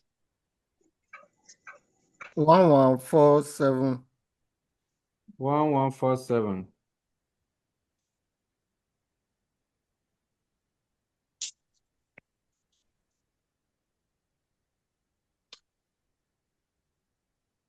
Yes. 1193. All right. So we then get the total variable cost in thousands. So let's say this is C. So A multiplied by C. 20 multiplied by 936. 18720. Yes, what do you have? 18720.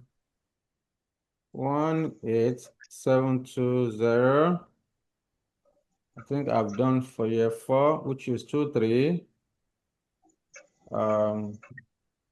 Yes, 23860.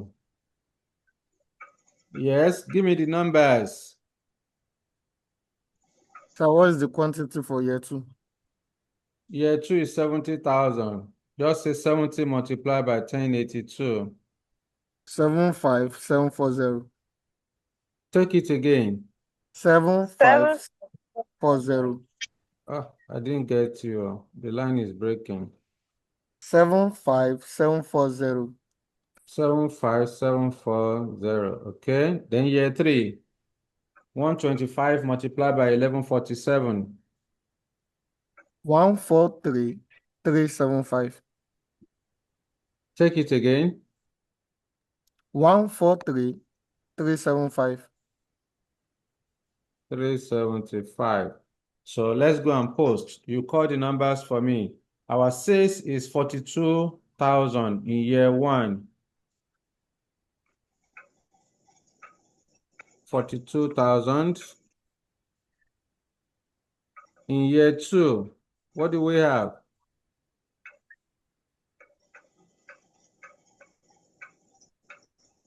What sales in year 2?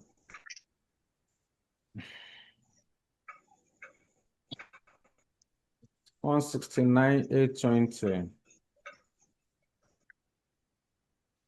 169,820. Then year 3, 231,500. 231,500. 231,500. Then year 4 is 36460. 36460. 36460. So variable costs for year 2. Variable cost for year 2 is 75,740. 75,740. Year 3 variable costs 143,375. 143,375. Then year 4 variable costs 23860. 23860. 23860. Dash working 1, working 2. We're also given fixed costs. According to the question, you are told that the fixed costs represent incremental fixed production overhead, which are only attributable to the project. That means the fixed cost is relevant. So if there's no additional information on fixed costs, you are going to ignore it. That means it is not relevant. But in this question, examiner told you that the fixed costs represent incremental fixed production overhead, which are only attributable to the project, which means it is relevant. And inflation rate on fixed costs is 5%. So I don't need to do working for fixed costs. So I can just come here, incremental fixed costs. So I will come in and put 10,000. Let me just do working because of you. Because somebody will ask me, how do I arrive at the fixed costs? So working number 3, fixed costs, incremental fixed costs. So in this case, fixed cost is 10 million naira per annum. So an inflation rate is 5%. And is in current value terms. So in this case, the first the current value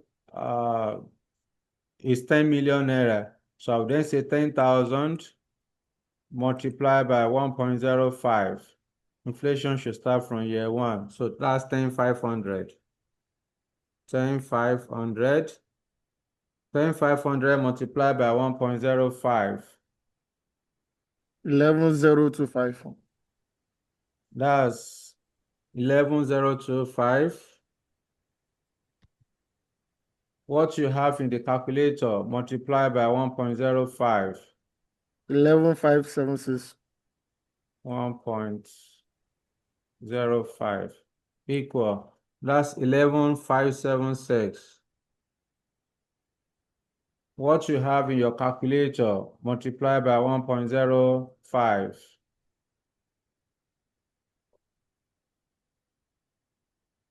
That's equal to 11,155. 11 of 12. Let me check. 121. That's 12. That's 12. 155. 155. 5. So that's this. That's our incremental fixed cost. So 10,500. 10,500. Who send the message? Anthony, what's your answer? What's your question? Sorry, I didn't understand how you got the last calculation. 10,500. 11,025. What's year three?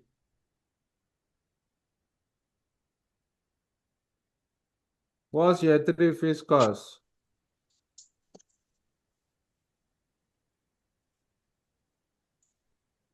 Let me go down and pick it. We don't have time. I didn't get how you got that 11, fixed cost.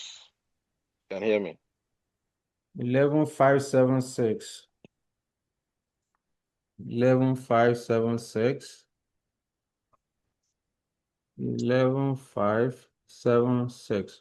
The fixed cost is gotten by multiplying the 10 million naira is a current value times. So you have to start inflating from year one. Therefore, 1.05 multiplied by 10,000, it will give you 10,500. 10,500 multiplied by 1.05, it will give you Okay. 11,025. That's how you are going I to get do it. for all Yeah. of them. All Is right. it clear? Thank you. Yeah. Thank you. All right.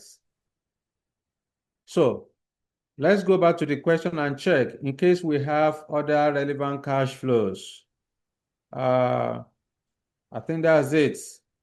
The other cash flows we have in the question, which is the development cost of 8 million naira, the initial market research of 2.5 million, they are all sunk costs, not relevant to the calculation.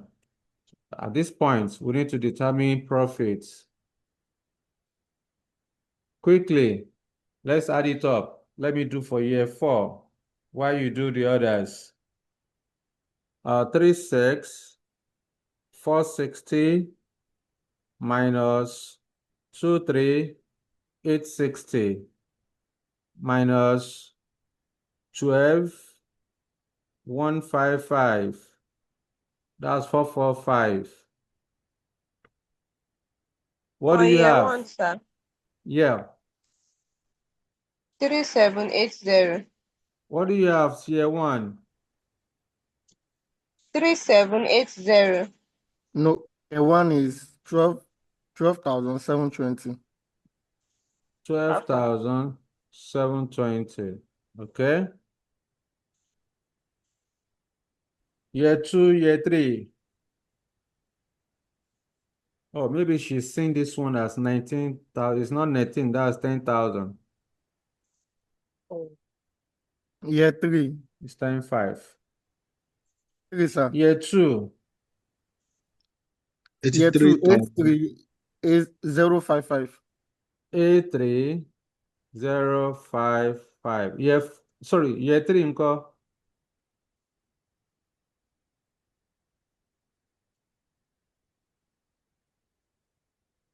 Two, 3,1,500 minus 76. 7, 549. 6. 7 Seven 6 549. 549. 7 6 what? 549. 549. So this represents the profit. Immediately after profits, you are supposed to pay tax. We then go to the question, what's the tax rate given to us?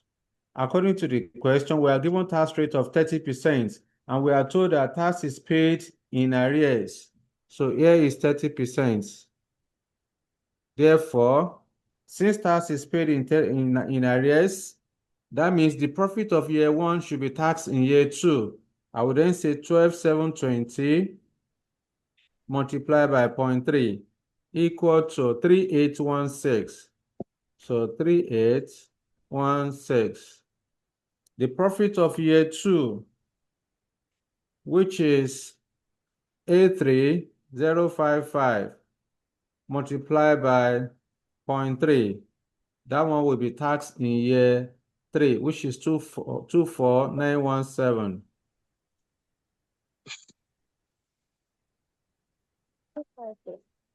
Profit of year 3 of 76. 549. 22965. You say it's what? 22965. 22965. Then 445. 134. 134. That's it. Immediately after tax liability, you have to claim capital allowance. So we calculate tax saved on capital allowance. And our capital allowance must follow the pattern of tax liability. Therefore, working number 3, I want to calculate capital allowance. Working number 4 now. Tax saved on capital allowance.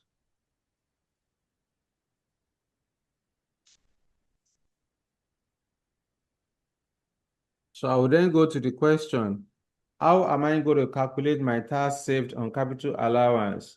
I will go to the section of the question where capital allowance is given. According to the question, you are told that capital allowances, that is, tax allowable depreciation of 25% on reducing balance basis, could be claimed on the cost of the equipment. How much is the cost of this equipment? We are told that the production equipment for the new device will cost 120 million naira. So I will create a column for year. Narration. I've already given you this format when I was explaining the concepts. The tax saved at the company tax rate of 30%. Our figures are in thousands. In year 0, the cost of the project is 120 million. Year 1, the company, there is no initial allowance. We are not given initial allowance rates. Therefore, only annual allowance we are going to use at 25%. So what's 25% of 120,000? That should be 30. 30 minus 120, that's 90,000. This represents the tax written down value at the end of year 1.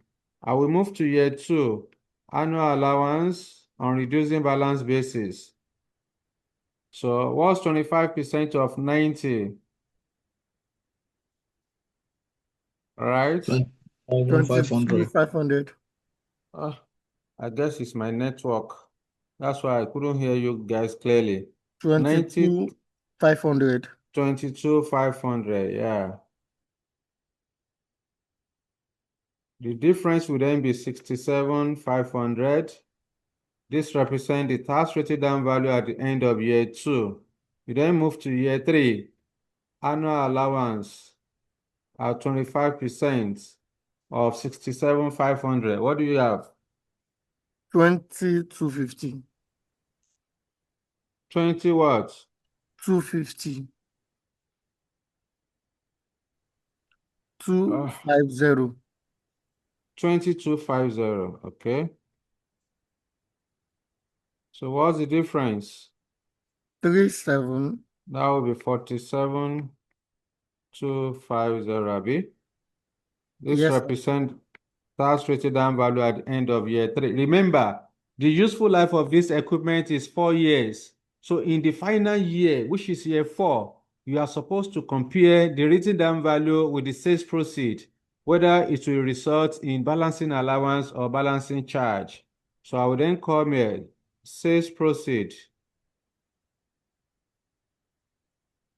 According to the question, how much are we disposing of the equipment after year 4? Could be sold. We are told that the equipment is expected to be sold at the end of 4 years for 10 million naira. So 10 million is the disposal value. That will be 37,250. This 37,250 is called balancing allowance because the disposal value, the tax rated down value is higher than the disposal value. Michael, talk to me quickly. Okay, sir. 25% of 67,500 is 16,875. Thank you. 16,875. 16,875. Okay. So minus 67,500.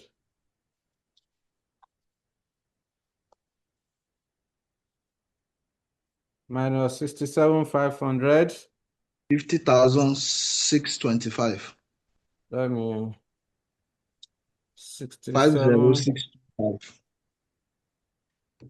Say 50. 625. 625. I think that's what you said. Okay. So this will then be 40,625. Please confirm the numbers. I assume they are correct. So let's move to tax saved. To then get the tax saved, you are supposed to multiply the company tax rates on the capital allowance for each year.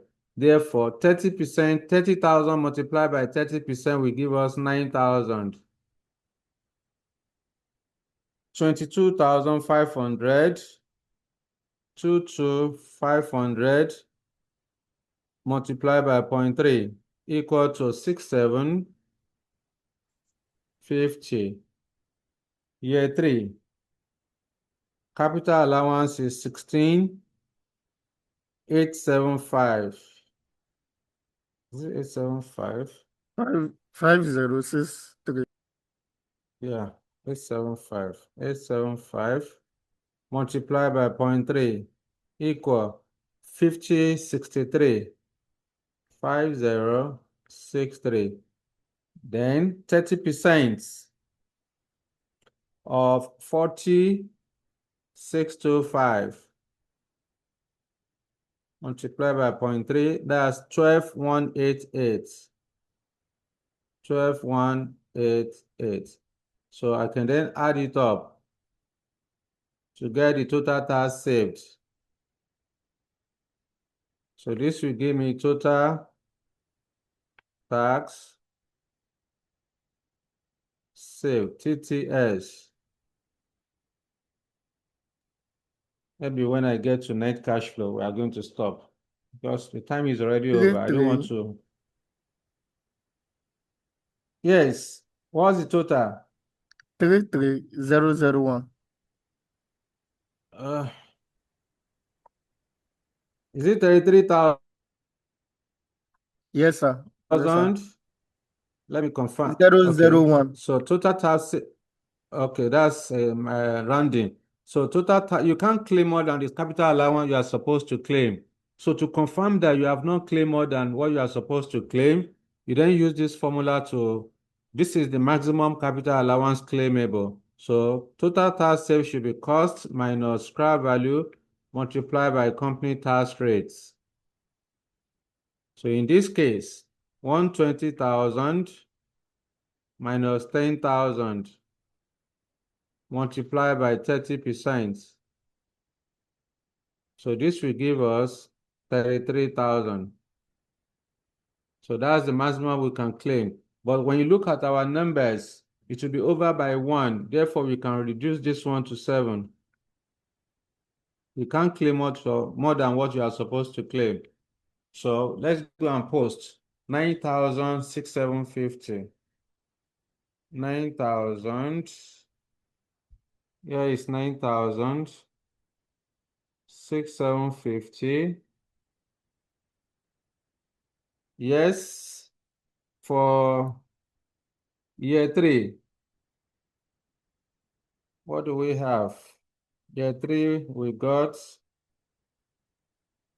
5063, then 12,187, 6053.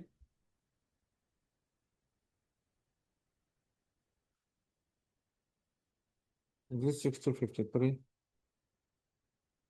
5063, 5063, then 12,187, working number 4. All right, then we have scrap value.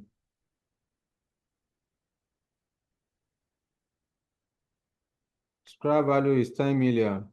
So it will occur at the end of year 4. You have to be very careful. The reason why you extended this to 5 years is because of tax. Don't go and make mistake and push your scrap value to year 5. When you do that, you'll get it wrong. Then we have initial outlay. Initial outlay is 120,000. And we're also given working capital.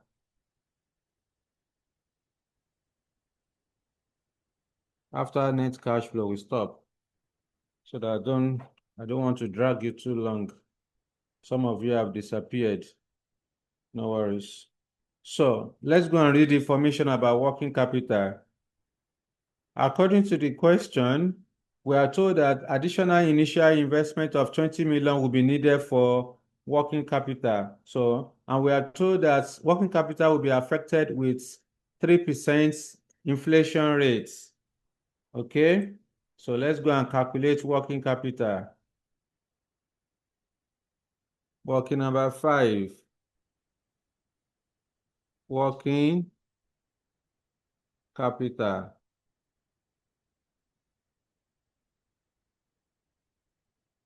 For year 1, 2, 3, 4, 5, then total.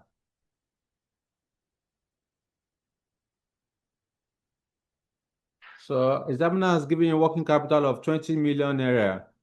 You are not told whether that 20 million naira is for year 1, whether it's for first year prices or current value terms. So when an examiner has told you that all cash flow will assume to occur at the end of each year. So which means that the working capital of 20 million naira is year 1 prices. So I would then say working capital.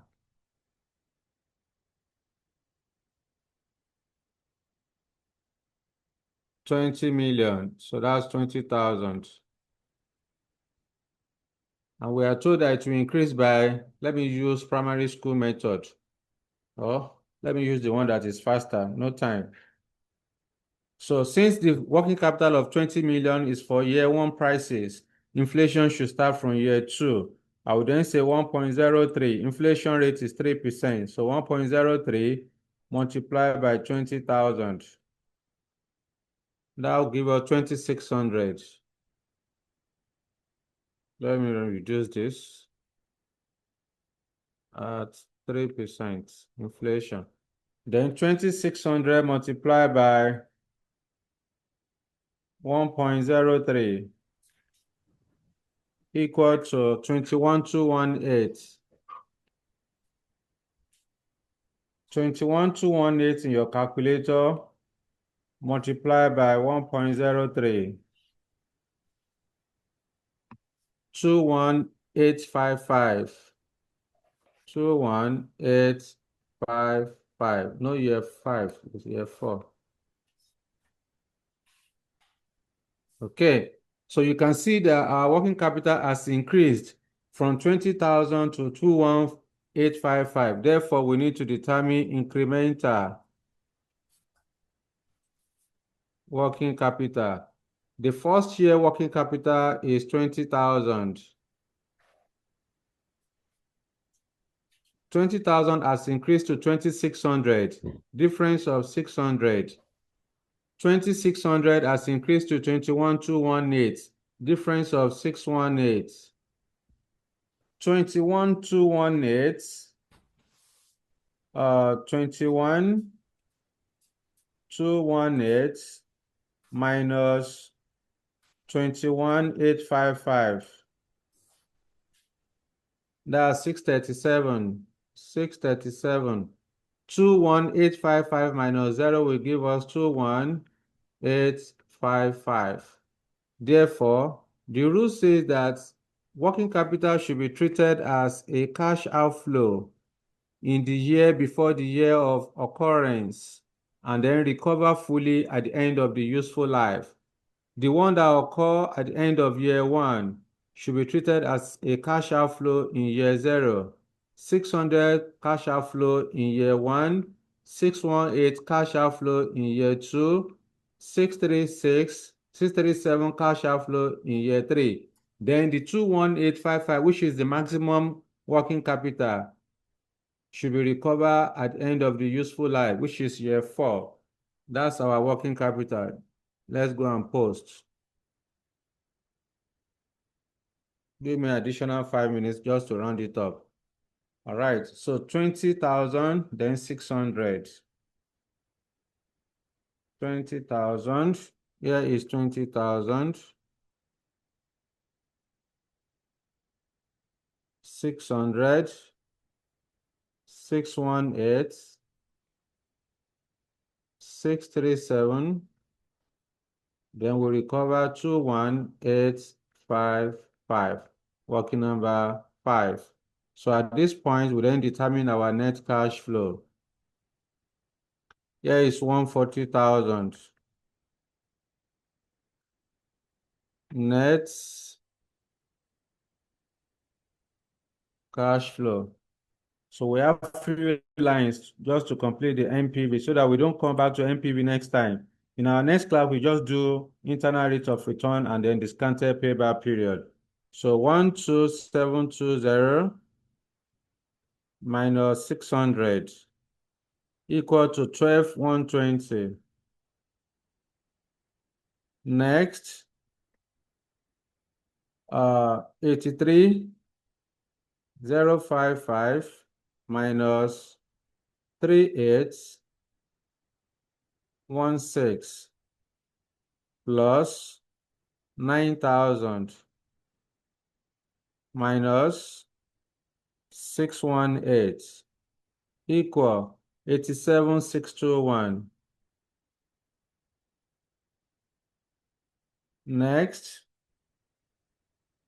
76,549 minus 24,917 plus 6,750 minus 637. That is 57,745. Year 4, 445 minus 22,965. Okay. Then plus 5063 plus 10,000 plus 21,855. 398. 14,398. Then year 5, 134 plus 12,187. That's 12,321. So we then discount this. We go back to the question. What's the cost of capital given to us? You are told that Washington PSC has a real cost of capital of 7.8%. You cannot use real cost of capital to discount it because our cash flow is money cash flow. So the cost of capital to be used for the evaluation must be consistent with the cash flow. Therefore, we go and do working for money cost of capital, working number 6. We calculate money cost of capital. Money cost of capital for money cash flow, real cost of capital for real cash flow. So since real cost of capital is given to us, we have to convert it to money cost of capital. Therefore, based on the formulas I gave to you in the class for inflation in capital budgeting, we say money cost of capital is equal to 1 plus real cost of capital multiplied by 1 plus general inflation rate or minus 1. Therefore, money cost of capital will be equal to our real cost of capital is 7.8%. Therefore, 1.078. 1.078 multiplied by 1 plus general inflation rate. General inflation rate is 3%. That will be 1.03 minus 1, all multiplied by 100%. So what do we have here?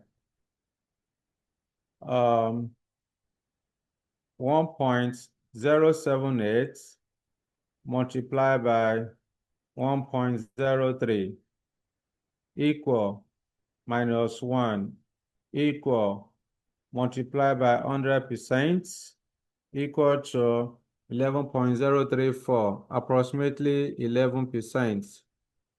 So money cost of capital is 11%.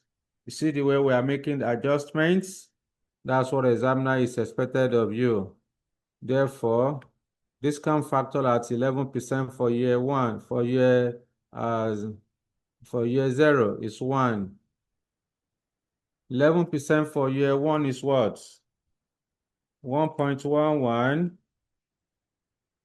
raised to power 1 minus.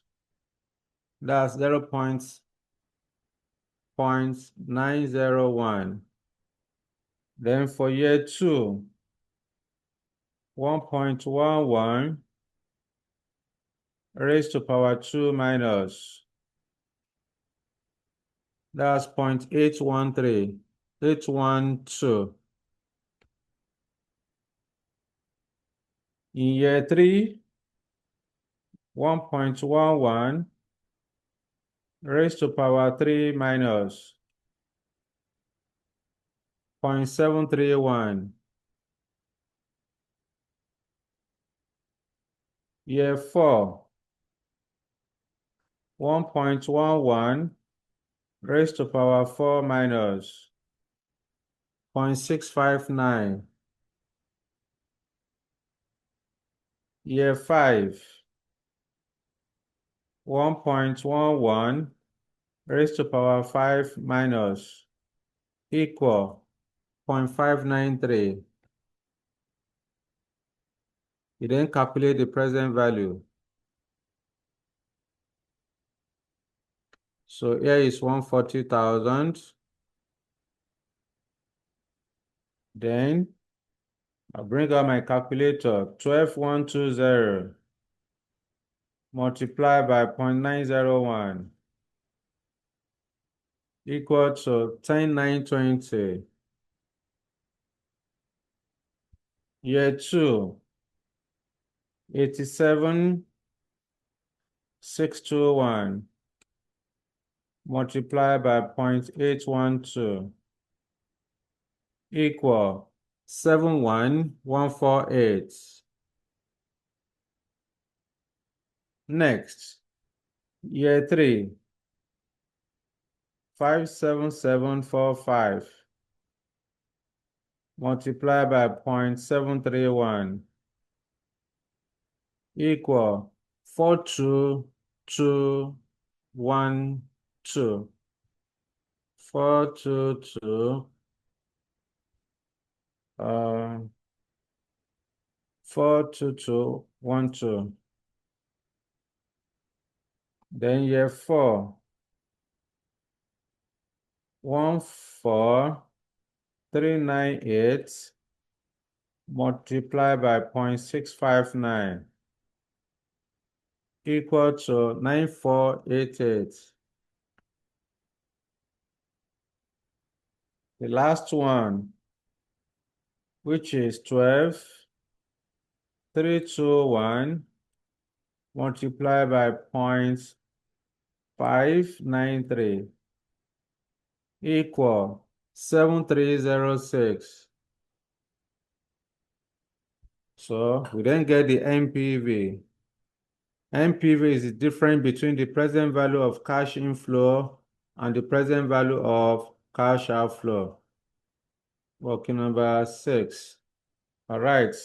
So let's add up the positive present value. 7306 plus 9488 plus 42212 plus 71148 plus 10920 equal, then minus 140.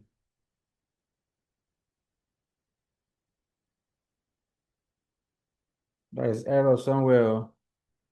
I have 1074. 1074. So here is 1074. My answer is supposed to be 955. I solved the question yesterday. So anyway, this is where we are going to stop. We'll check the accuracy of the number in our next class. I've really taken much of your time, and some of you have, majority of you have disappeared. It's understandable. All right, let me know if you have any question for me. This is what we are going to call it a day. In our next class, we are going to solve for we will do internal rate of return and then discounted payback period. Let me check on you guys. Meryl is still on. Michael is on. Adewale, Raphael, Anthony, Ijoma, Joshua, Mary, Michael Adebayo, Olamilekan, Phillips, Ramon, Rukoya, Temitope. Thank you guys for holding on, for supporting me. I appreciate. I'm really sorry for taking much of your time. I've extended beyond the closing time. Sorry about that. Let me know if you have any question for me so that I can release you and we close the class. Any question for me? So my final answer is supposed to be, NPV is supposed to be 955. That's what I calculated yesterday. In any case, in our next class, we are going to confirm where the error is coming from.